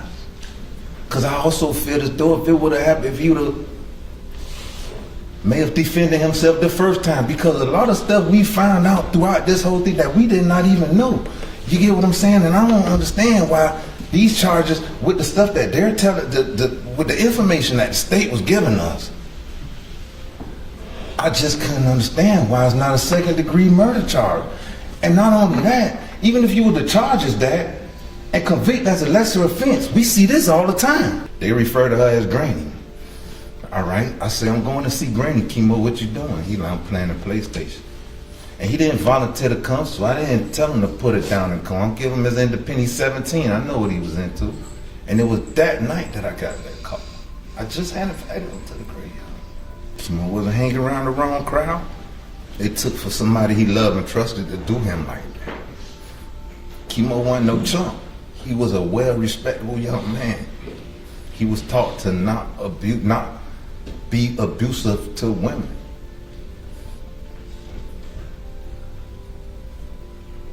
And I think that was his ultimate, that was the reason for his demise. Because I also feel as though if it would have happened, if he would have may have defended himself the first time, because a lot of stuff we found out throughout this whole thing that we did not even know. You get what I'm saying? And I don't understand why these charges, with the stuff that they're telling, with the information that the state was giving us, I just couldn't understand why it's not a second-degree murder charge. And not only that, even if you were to charge us that and convict as a lesser offense, we see this all the time. You get what I'm saying? I don't know why that wasn't applicable in this case. It's just, nothing makes sense with this case, all right? We feel again, like I said, the case was affected from the beginning. The city of Miami, her granddad got the key to the city of Miami, all right? We feel as though if it would have happened on the Metro-Dade side, she would have been in custody that night. You get what I'm saying? It's all what anybody could think anything, but again, man, we just don't understand how it took all this time to come up with the manslaughter charge. With all the evidence and everything that they've told us happened, it is not an isolated incident, what we found out through the state, through y'all. You get what I'm saying? This has happened before. She's pulled the knife on him. She's cut him with a knife before. You get what I'm saying? I can't even bring myself to address her. I don't feel no ill will towards her family, because I'm quite sure if they knew that she was going to pull some stunt like that, they would have told her, sit your butt down, you stupid girl, you could sit your thing. So again, I don't feel no ill will towards her family throughout these whole proceedings. We've made it our business to not threaten, not to address, not to do anything towards her or her family. All we hear is we seeking justice here, all right? And again, it's uncomfortable for me. This is my first time on the side of this law, and I am way out of my element. It doesn't even matter. I'm gonna stand up and honor my son and defend my son. All right? At every chance I get, and I'm sorry, that's it, man. I just wanted to be heard, man. I don't like the way this case was handled. You know, it wasn't no transparency. Nobody talked to us, ain't nobody said nothing, man. You know what I'm saying? We had to hold rallies and then I'll do all this to get some kind of charges brought. And it's unfair. It's unfair. It's unfair. I don't like it at all. And I'm sorry if I disrespected the court. I don't got nothing else to say. You did not disrespect the court. Natalie Jean closed the section with, Then I had to stand there, me, his dad, and my dad, and close my son's casket. And when that door went down, I went down with it. It went down again, and I went down with it. It went down, and I went down again, because I had to see it all the way through. Then I heard, click. And my whole world just stopped. When I got to that cemetery, every emotion that I've been holding on and trying to keep strong, and all that came out at that cemetery, because now you're really seeing that it's true. It's really true. And I said, Keimo, you trying to tell me you left me? You left me? Keimo, you left me? So you saying that my son not here today because he chose not to be with somebody? My son lost his life because he chose peace? She took that knife, stabbed him in the chest, and pierced his heart, and my son bled out. She called me on December 12th and said my son broke up with her. 8 days later, she killed my son, but she want me to believe they was horseplaying. Because that's what they're saying. And through this whole proceeding, and while we crying and going through stuff, her family back here just laughing and like brushing us off like we don't have no feelings and like we're nobody, like we're not valid, that we want justice. Because had my son did that to her, it would have been totally different, right? Totally different. Through this whole proceeding, she never showed remorse. She never showed she cared. You can even look at the news clip. Not one time she showed that she cared. She actually showed that she'll do it again, to me. But it's horseplaying. Your Honor, I'm asking for the max. My son deserved it. She earned that max when she pulled out that knife and stabbed my son in the chest and pierced his heart. Imagine this, Your Honor, being your normal conversation from now and forever. Dang, if Keimo was here. Dang, y'all remember when Keimo did this? You forgot how Keimo used to laugh? Oh man, I wish Keimo was here. Dang, I'm not gonna lie, I miss Keimo. That's our reality now, Your Honor, now and forever. So, all we asking for the max, we believe she deserved more than that. The justice system been failing us since day one, Your Honor. And I hope today you serve justice. I hope today you show why you sit on that bench and wear that robe. Right is right, wrong is wrong. She was wrong. If she never pulled out that knife, my son would be here and we wouldn't be sitting facing each other today, Your Honor. We just want what my son deserves. His life matters. I do not want to leave here today, Your Honor, feeling like I lost my son all over again, Your Honor. Thank you for listening to me and my family. I hope today you got a sense of Keimo, who Keimo was, and I hope you see when you look out there how much he was loved, Your Honor. Thank you. It was the defense's turn now. Handfield and Commissioner Keon McGee began their case for mercy. Their first witness was a licensed mental health counselor named Dr. Lindsay M. Tsai. She had met with Jahara in February of 2026 for a total of about 4 hours across multiple sessions. She had administered 7 different psychological assessments. She told the court Jahara had scored highly on depression, anxiety, hopelessness, and suicidality scales. She had diagnosed Jahara with PTSD, depression, and anxiety. She had recommended trauma-informed mental health treatment, restorative justice programming, life skills education, rehabilitation. She testified that Jahara was, in her professional opinion, remorseful. Rodriguez took the cross-examination and established that the entire foundation of Dr. Tsai's report was Jahara's own self-reporting. Can you remind me how to pronounce your last name? I don't know. Tsai. Tsai, okay. So you met with the defendant February 4th, 2026. How long were you with her? I was with her about 3 hours. And that is the total of your time with her? No. No? How long were you with her overall? So I would say about 4 hours. 4 hours total? Mm-hmm. And that is where, and you, after those 4 hours is essentially what's in your report? Yes. You didn't meet with her any other time? No. Okay. So during your meeting with her, you have here as sources of information and evaluation procedures. What you outline are Miami-Dade Police Department lead report, complaint, arrest affidavit, and work products. And you did your testing as you described, and then you did a clinical interview. That is all that you used, of course, over the course, of the 4 hours that you were with her in making your assessment? Yes. Okay. So during that time, were you provided any history, any Miami-Dade school records? Only based on the counselor, the client's self-report. Self-reporting, okay. Were you provided any reports from any pediatricians or any doctor's notes with respect to any mental health prior diagnoses?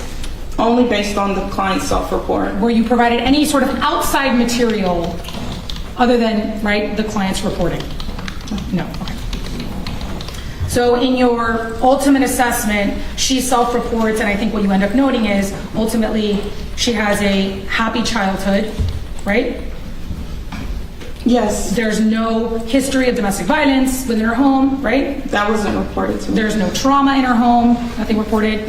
There's no history of abuse on her, that wasn't reported. At no time did she ever tell you that there was any history of violence on behalf of the victim in this case against her. No. Okay.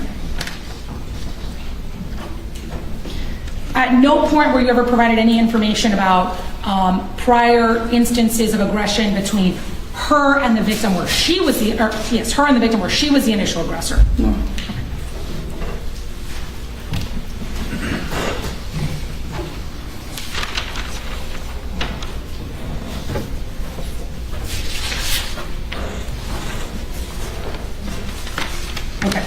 I want to talk about the test that you described, and I apologize, I don't remember the name, but where you determined sort of malingering.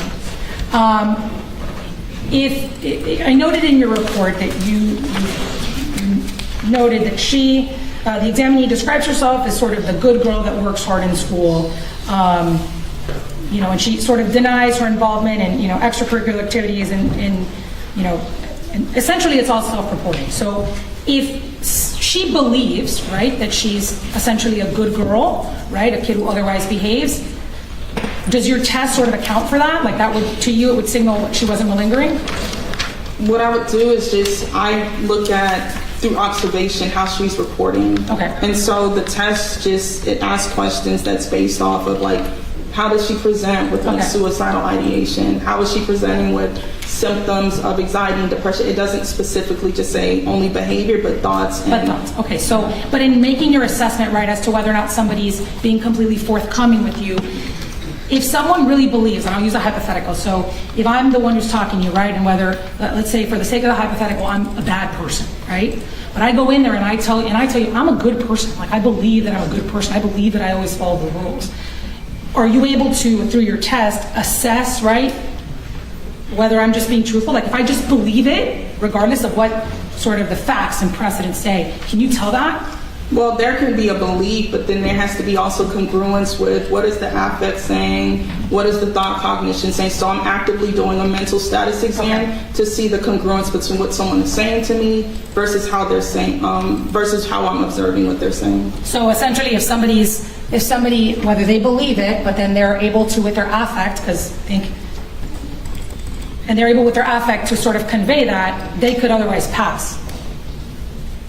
Repeat that, please. So if somebody believes, right, that they're the good, I believe, we'll use my hypothetical, I believe it, but then with my affect, I can otherwise present that it's sort of in line with me thinking that I'm a good girl. Could they otherwise pass when maybe they are maybe fabricating something to you? I mean, I'm looking at the context from start to finish. Okay. So essentially what it comes down to is everything in your report comes down to her self-reporting and her version of the events. And based on what I'm reading in the reports that I got as well. Okay, and the reports of the police department and that, okay. Okay, so now I want to talk about when we look at sort of the brain. We've looked at your report, right? You have someone who, you said no DV, no abuse, otherwise happy childhood. You would know nothing from school, so as far as she's reporting, no issues at school, there's no IEP. She's otherwise a good kid, good grades, right, that she gets. So now, we're taking a person sort of with that, and now we're talking about impulse control, right? So, when we look at, the human brain, just because somebody the human brain sort of doesn't develop until 24, does that mean that someone would not be able to appreciate, let's say, the dangers of a knife? Can you please restate your question? Okay, so we're taking everything, right, in the context of sort of the evaluation that you did, right, and the person that you're looking at with good grades, sort of all that, right? So now we're talking about the brain developing. Brain develops, like you said, between 17 and 24. 17 is on the lower end, 24 is on the higher end. So when we're talking about sort of the development of the brain, just because somebody is 17, we'll start there, does that mean that they therefore could not appreciate the danger of a knife? I mean, at 17, when you say appreciate, what do you mean with appreciate? Okay, so that a knife is sharp, that a knife could hurt someone. Right. So they still could. Absolutely. Okay, and so when we look at your report, right, I'm particular on page 5. One of the things that is noted, right, is it says respectively, when we're talking about trauma and impulse control, and you can correct me if I'm misunderstanding it, but it says that when you're looking at your test, it recognizes that trauma, exposure, emotional disturbance, adverse life experiences are relevant considerations because of the potential impact on judgment, impulse control, and decision-making under stress. Okay, so now we take into context, right, someone who's smart, right, good home, no trauma, no reported emotional disturbance, no adverse life experiences, nothing really that is, we'll call it a red flag, right? And now sort of the question is, how does impulse control affect that person? It seems like it would be less likely, right, to affect that person versus somebody who did have all those red flags. Right. Is that accurate? Well, what I'll say is this, environment can also play a part in it as well. Okay. And so when I observed and when we had our clinical interview, those were things that I took into consideration when writing the report. Okay, and so for when we're looking at Miss Malik, I mean, did you ever at any point ask her whether or not she knew that knives were dangerous? I asked her about just violence in general and her understanding of violence. And did she understand it? Yes. Did your sort of analysis incorporate the fact that she had a knife? She tells police she had a knife for protection. Yes. And so protection, right, would mean that she would use it to ultimately defend herself against anyone who came at her. Yes. So would that tell you that she understood that a knife could be used in order to, let's say, save her life or endanger somebody else? Yes. Right? Okay. So would it be a fair assessment to say that she understood that knives were dangerous and that they could cause harm? Yes. Okay. Series of character witnesses came up for Jahara. A funeral home director named Terry Wright had known the Malik family for 40 years. Talked about a nonprofit he had started after a 6-year-old in the community was lost to violence. He said, "Life is about forgiveness." A Palm Beach correctional officer named Shanetta Davis had known Jahara all her life and asked for leniency. A retired Miami Northwestern teacher named Pastor Theodore Ted McCrae. Please raise your hand. Do you swear to tell the truth, the whole truth, and nothing but the truth? I do. Would you state your name for the record, please? My name is Theodore McCrae, Ted McCrae. I am a pastor and a former teacher at Miami Northwestern. What would you like the court to hear from you today? Your Honor, I just want to speak from the heart today. I just want to talk for a moment because today I saw something. I saw the fact that nobody wins. Nobody wins in a situation like this.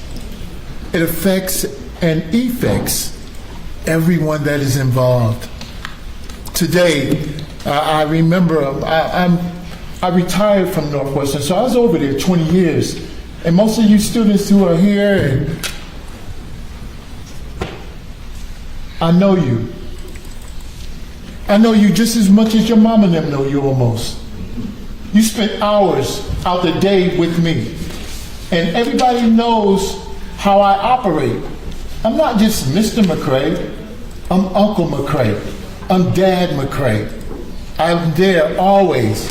When you're hungry, yo, McCrae, you got some snacks? Yo, hook me up. And I do just that. But it's not about me today. It's about the maturity of this situation. This is a situation that we need to grow from. Jahara has to take responsibility, and also we as listeners have to take a certain responsibility as well. We're all in this together. It's important that we grow from this. I see this. Yo, I want you all to know that, listen, nobody is perfect. Nobody does all the right things, but there's a level of accountability that has to be reconciled with. We have to take that into consideration, that these things happen, especially with children. They need to know that to whom much is given, much is required. They're blessed. All of you are blessed.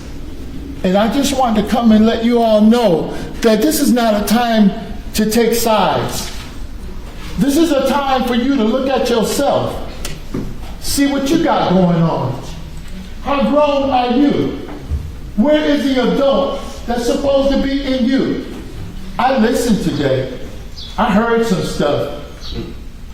Some things I thought was good, and some things I thought was not that good. Things were said in here, and I saw hurt where there needs to be healing. We need to come together in our own self. You know, there's a saying, how you gonna throw, rocks at my house when the house you live in is made of glass? So listen, Jahara, there's love for you, baby. Mommy, you said some things that I thought was important today. You expressed to us how you really felt about Keith. I know them.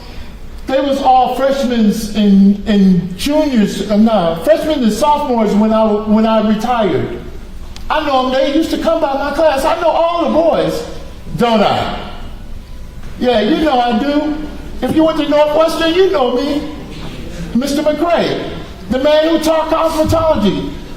All the girls was in my class, so I know you stopped by. Listen, it's not about that. It's all about your future.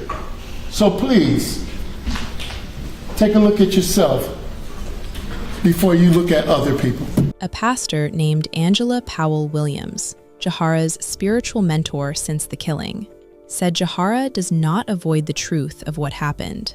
A family friend named Natalie A. J. Bowles described Jahara as bright, mature beyond her years. Jahara's elementary school teacher, Nia Jackson, talked about the poetry competitions, the brain bowls, the patience and leadership. Then her family. Her uncle, Gary Malik, acknowledged the loss of life directly. Just state your name for the record. Gary Malik. And what would you like the court to hear? My name is Gary Malik, and I stand before you today on behalf of my niece, Jahara Malik. First, I would like to acknowledge the gravity of what has happened. A young man has lost his life, and there is nothing that can undo that loss. I want to express my deepest condolences to his family. I cannot begin to imagine the pain they carry, and I do not stand here to lessen that in any way. What happened was tragic, and Jahara understands that. She has taken responsibility by pleading guilty, and she will carry that weight of this for the rest of her life. I've known Jahara for her entire life. She is not a violent or careless person. She comes from a family that values faith, discipline, respect for others. She has always been someone who shows love to those around her, someone who supports her family, someone until this moment lived a life that reflected compassion and care. This situation does not define the entirety of who she is. It reflects a moment, a tragic mistake, not a pattern of behavior. Since this incident, I've seen the impact it has had on her. She is remorseful, she is reflective, and she understands the seriousness of her actions. This is not someone who is trying to escape accountability. This is someone who is already living with deep emotional consequences. Your Honor, respectfully, I ask the court to consider leniency in sentencing, not to overlook what has happened, but to recognize that Jahara has the capacity for growth, for rehabilitation, and for becoming a productive, positive force in society moving forward. Punishment alone will not bring healing, but mercy paired with accountability can allow something meaningful to come from this tragedy. Thank you for your time, and God bless everybody here. Thank you. Thank you, Mom. Her grandmother, Gloria Garcia Butler, defended the thing the public had been hammering Jahara for in the comments. I stand before you as a character witness, someone who's known her all her life. My favorite term from Denver for has been Hara. That's how I refer to her. Because that me carries the warmth, the kindness that she always had as a child. Very sensitive. I watched Jahara grow from a child into a young woman right before my eyes. She's always been loving. What always stood out was her compassion. She has consistently shown a deep sensitivity towards others and a genuine care for people. When this tragedy happened, the Malik family weren't just torn because it was their granddaughter, but because of the pain of your family. And they wanted to reach out. They were agonized, wanting to reach out. But when you have so many people in the mix giving so many different opinions, they were told not to because of the pain you guys were going through and the whole heated atmosphere that was going on at that time. And they agonized for your family. And I'm believing that if these two families can come together in the interim of everything and establish something in the name of your son, that can be a beacon for other young people. Let something good come out of this. And I just want to say, I can speak, like I said, to the impact on this family.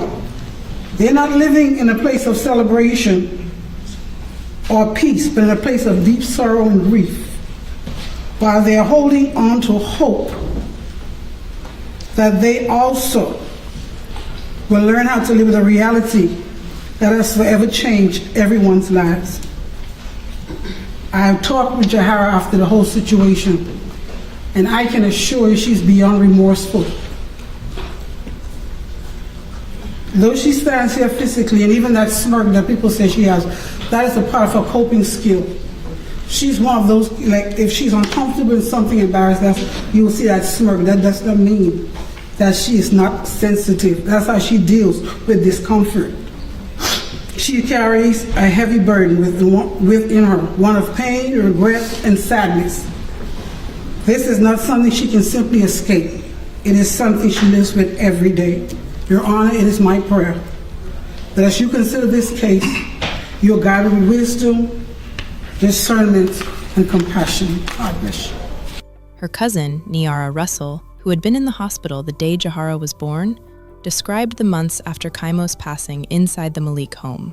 Jahara walking around the house in the middle of the night, crying, nightmares, persistent sleeplessness. Niara said she stayed home with Jahara during that time. She had worried about her cousin's well-being. Finally, an officer named Barry Antos took the stand. He was the court liaison for the Miami-Dade boot camp program. He explained the program, established 1995, ages 14 to 24, military-based structure, 3 phases, GED, life skills, anger management.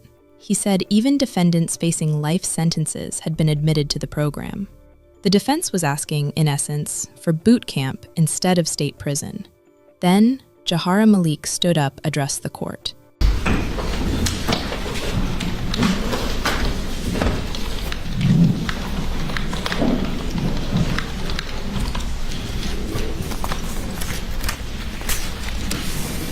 Could you state your name for the record, please? Jahara Malik.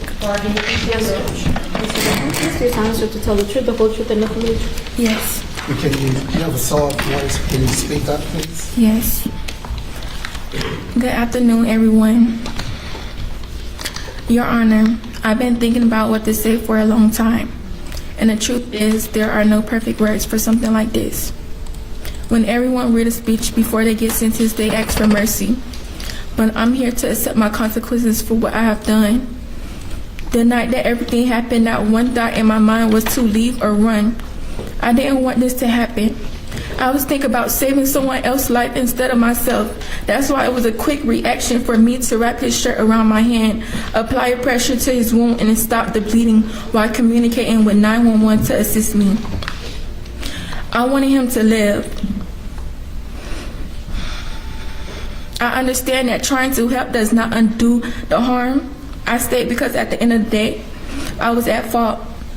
I would rather live knowing I tried to help than live knowing I left him there when I could have possibly saved his life. I was reckless. That knife should have never been out, and because of that, a life was lost. I was wrong for what I did, and every day I sit and think about the damage I caused. The family wants me in prison, but I'm in my own prison for the rest of my life. I understand that I have to be very mindful when it comes down to this, to making decisions and being more, being more aware on choices that have consequences behind them. This situation forced me to sit with myself in a way I never had to before. I had to grow up fast. I had to reflect. I had to reflect on who I am and who I want to be. I know I can't change the past, but I can change how I am moving forward and become a better person than I was before. To his family, I know an apology cannot do anything for you all, but after that night, I tried numerous times to reach out. I wanted to call Miss Nat and his dad so bad just to tell y'all how sorry I am and beg for your forgiveness, but I couldn't legally. I love y'all son so much, and I never wanted this to happen to him. This was my best friend, my love, and someone I could vent to about any and everything. He was a good person and definitely should have been here. We would have been getting ready for prom and graduation right now. This is a sad situation. I miss him every day. I know there are memories, birthdays, holidays, things that will never feel the same without him. I wish I could go back and change what happened, but I can't, and that's the worst part. Y'all didn't deserve this pain, and I wish I hadn't been the one to give it to y'all. I pray one day the family could forgive me. And I want to say I'm sorry to his friends and his family. I know that I hurt y'all in a way that y'all can never forgive me. And I hope one day y'all can.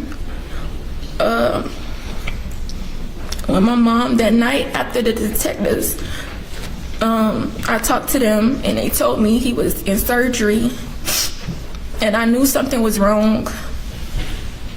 I went to the room and my mom and my dad was there, and my mom was crying.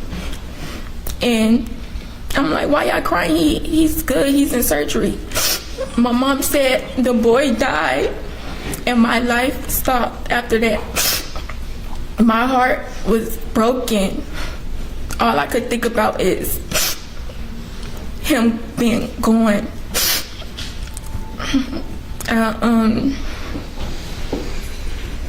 I just pray that we all heal from this, and I pray for closure.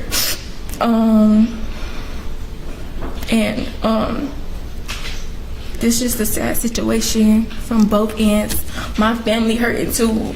We know y'all hurting. We hurting with y'all, and we not against y'all. We all in this together. Like we fighting for me, but we're on y'all side. We're not against y'all.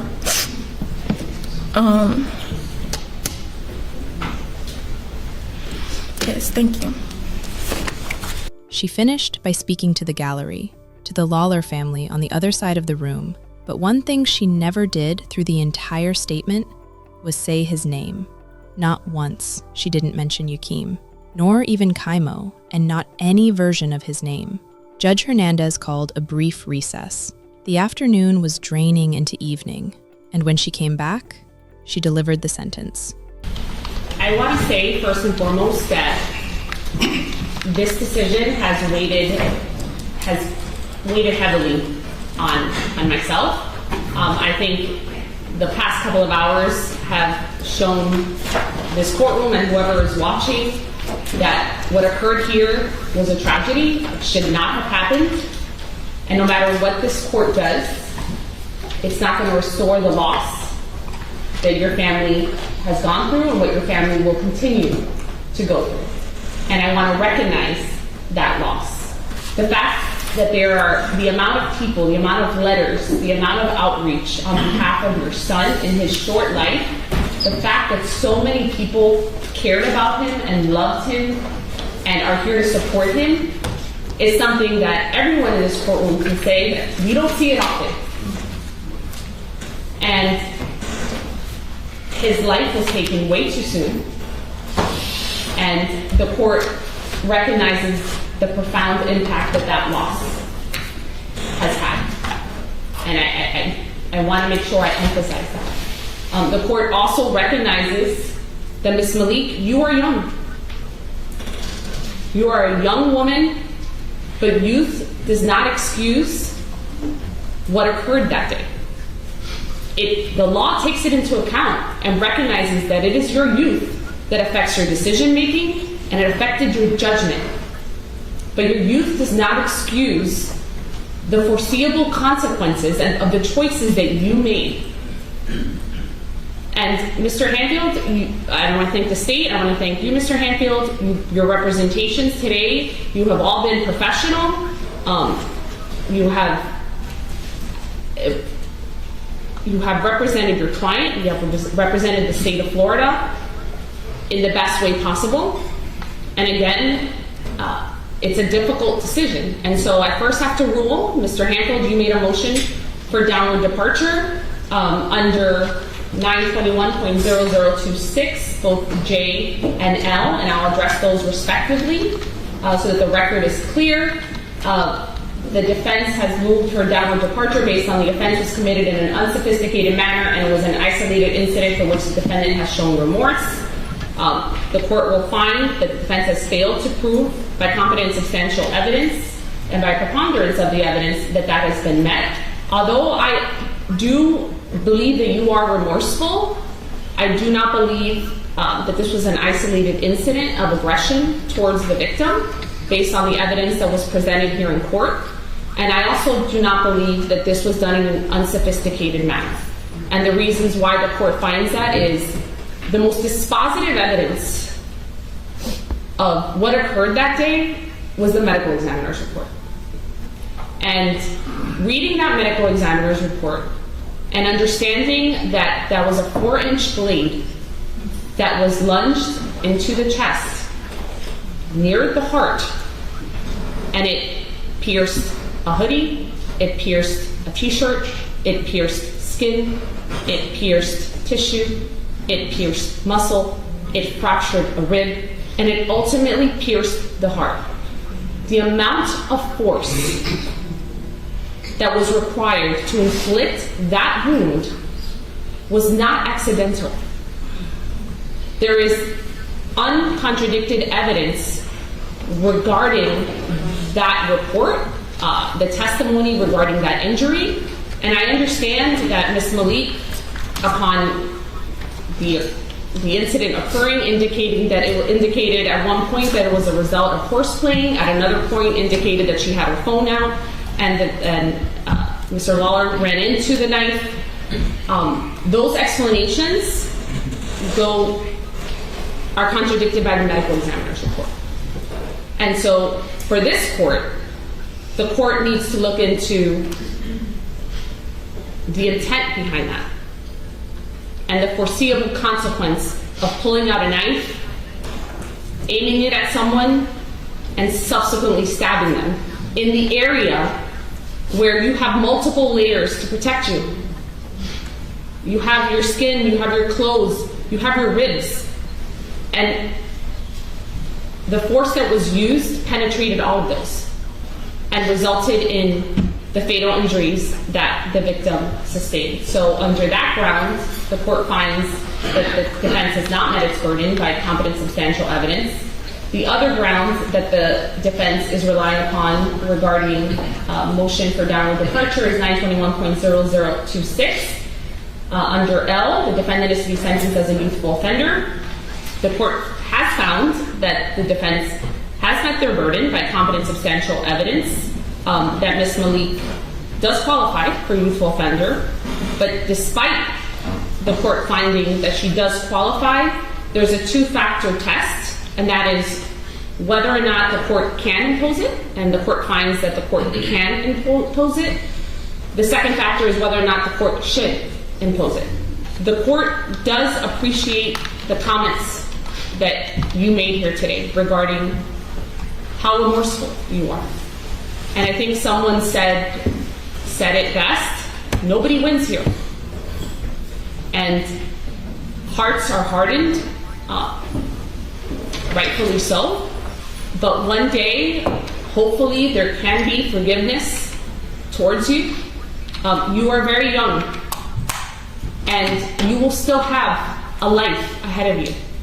You will still have an opportunity to become the nurse that you want to become, to have a family, to be with your family. But you have deprived Keimo's family of that. And for that, there needs to be a punishment. And the primary purpose of the Criminal Punishment Code is first and foremost to punish an individual for the crime that they're accused of, to punish the individual for the crime that they have been found guilty of, and to appreciate what has been lost and the gravity of what occurred. And so, because of that, I do believe that you're amenable to rehabilitation, and I do believe that you will get past this, but you have to be punished for it first. Because they have a life sentence of not having Mr. Lollar with them. And I can't overstate the profound impact that that loss has been on their family, on their community, and the choices that you made affected the trajectory of all of their lives, and it affected the trajectory of yours as well as your families. You come from a very strong family that supports you, and they will support you throughout this, but the court needs to look at what is the appropriate sentence in this case. So at this time, I'm going to ask Ms. Malik to please rise.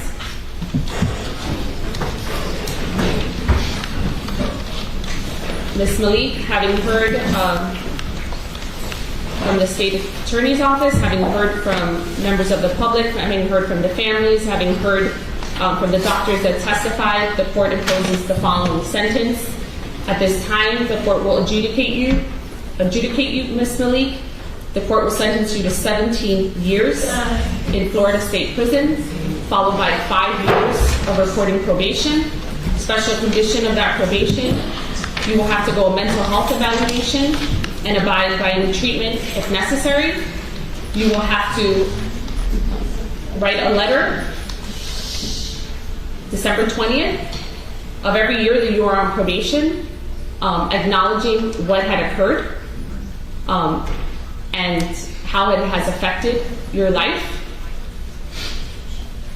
And I do not take this sentence lightly, Ms. Malik. This is not something that this court wanted to do, but I have to impose a sentence that I believe holds you accountable, recognizes the severity of the offense, and is something that's appropriate in light of everything that I've heard.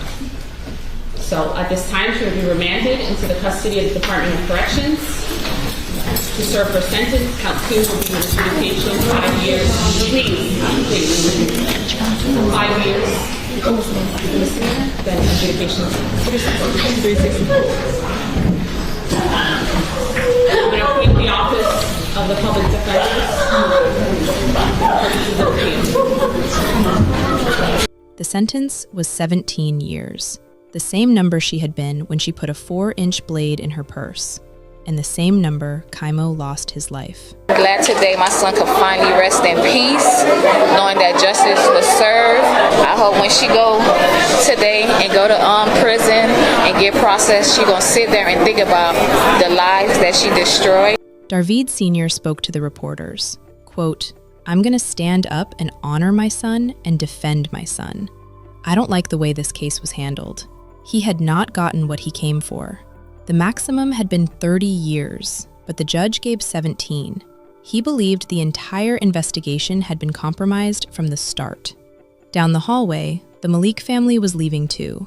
Gary Malik, Jahara's uncle, told reporters, Was not served tonight for the defendant, my niece, Jahara Malik. She was a youthful offender at the time that this happened, and I feel that the court did not recognize that. Other Malik family members exited the building weeping. The family signaled to reporters they were considering an appeal. Jahara Malik was transferred to the Florida Department of Corrections to begin serving her sentence. Under Florida sentencing law, she'll have to serve at least 85% of that, meaning roughly 14 and a half years before she's eligible for release. She'll come home in her early to mid-30s. The Lollar family, still represented by Melba Pearson, continues to speak publicly. The Change.org petition remains online. The hashtag Justice for Keimo still circulates on social media. The defense team has signaled they're weighing an appeal. Keimo was 17 years old. He never made it to senior prom, never rode to graduation in a helicopter like he used to joke about, never became the stockbroker his mother was preparing to support, and never wore an NFL jersey. His mother, the woman who carried him into this world and identified him out of it, still drives to Southern Memorial Park after her night shifts to talk to him. I hope these stories help you recognize warning signs and encourage you to seek help or offer support before it's too late. I'll see you in the next episode of Crime of Passion. Thank you for watching.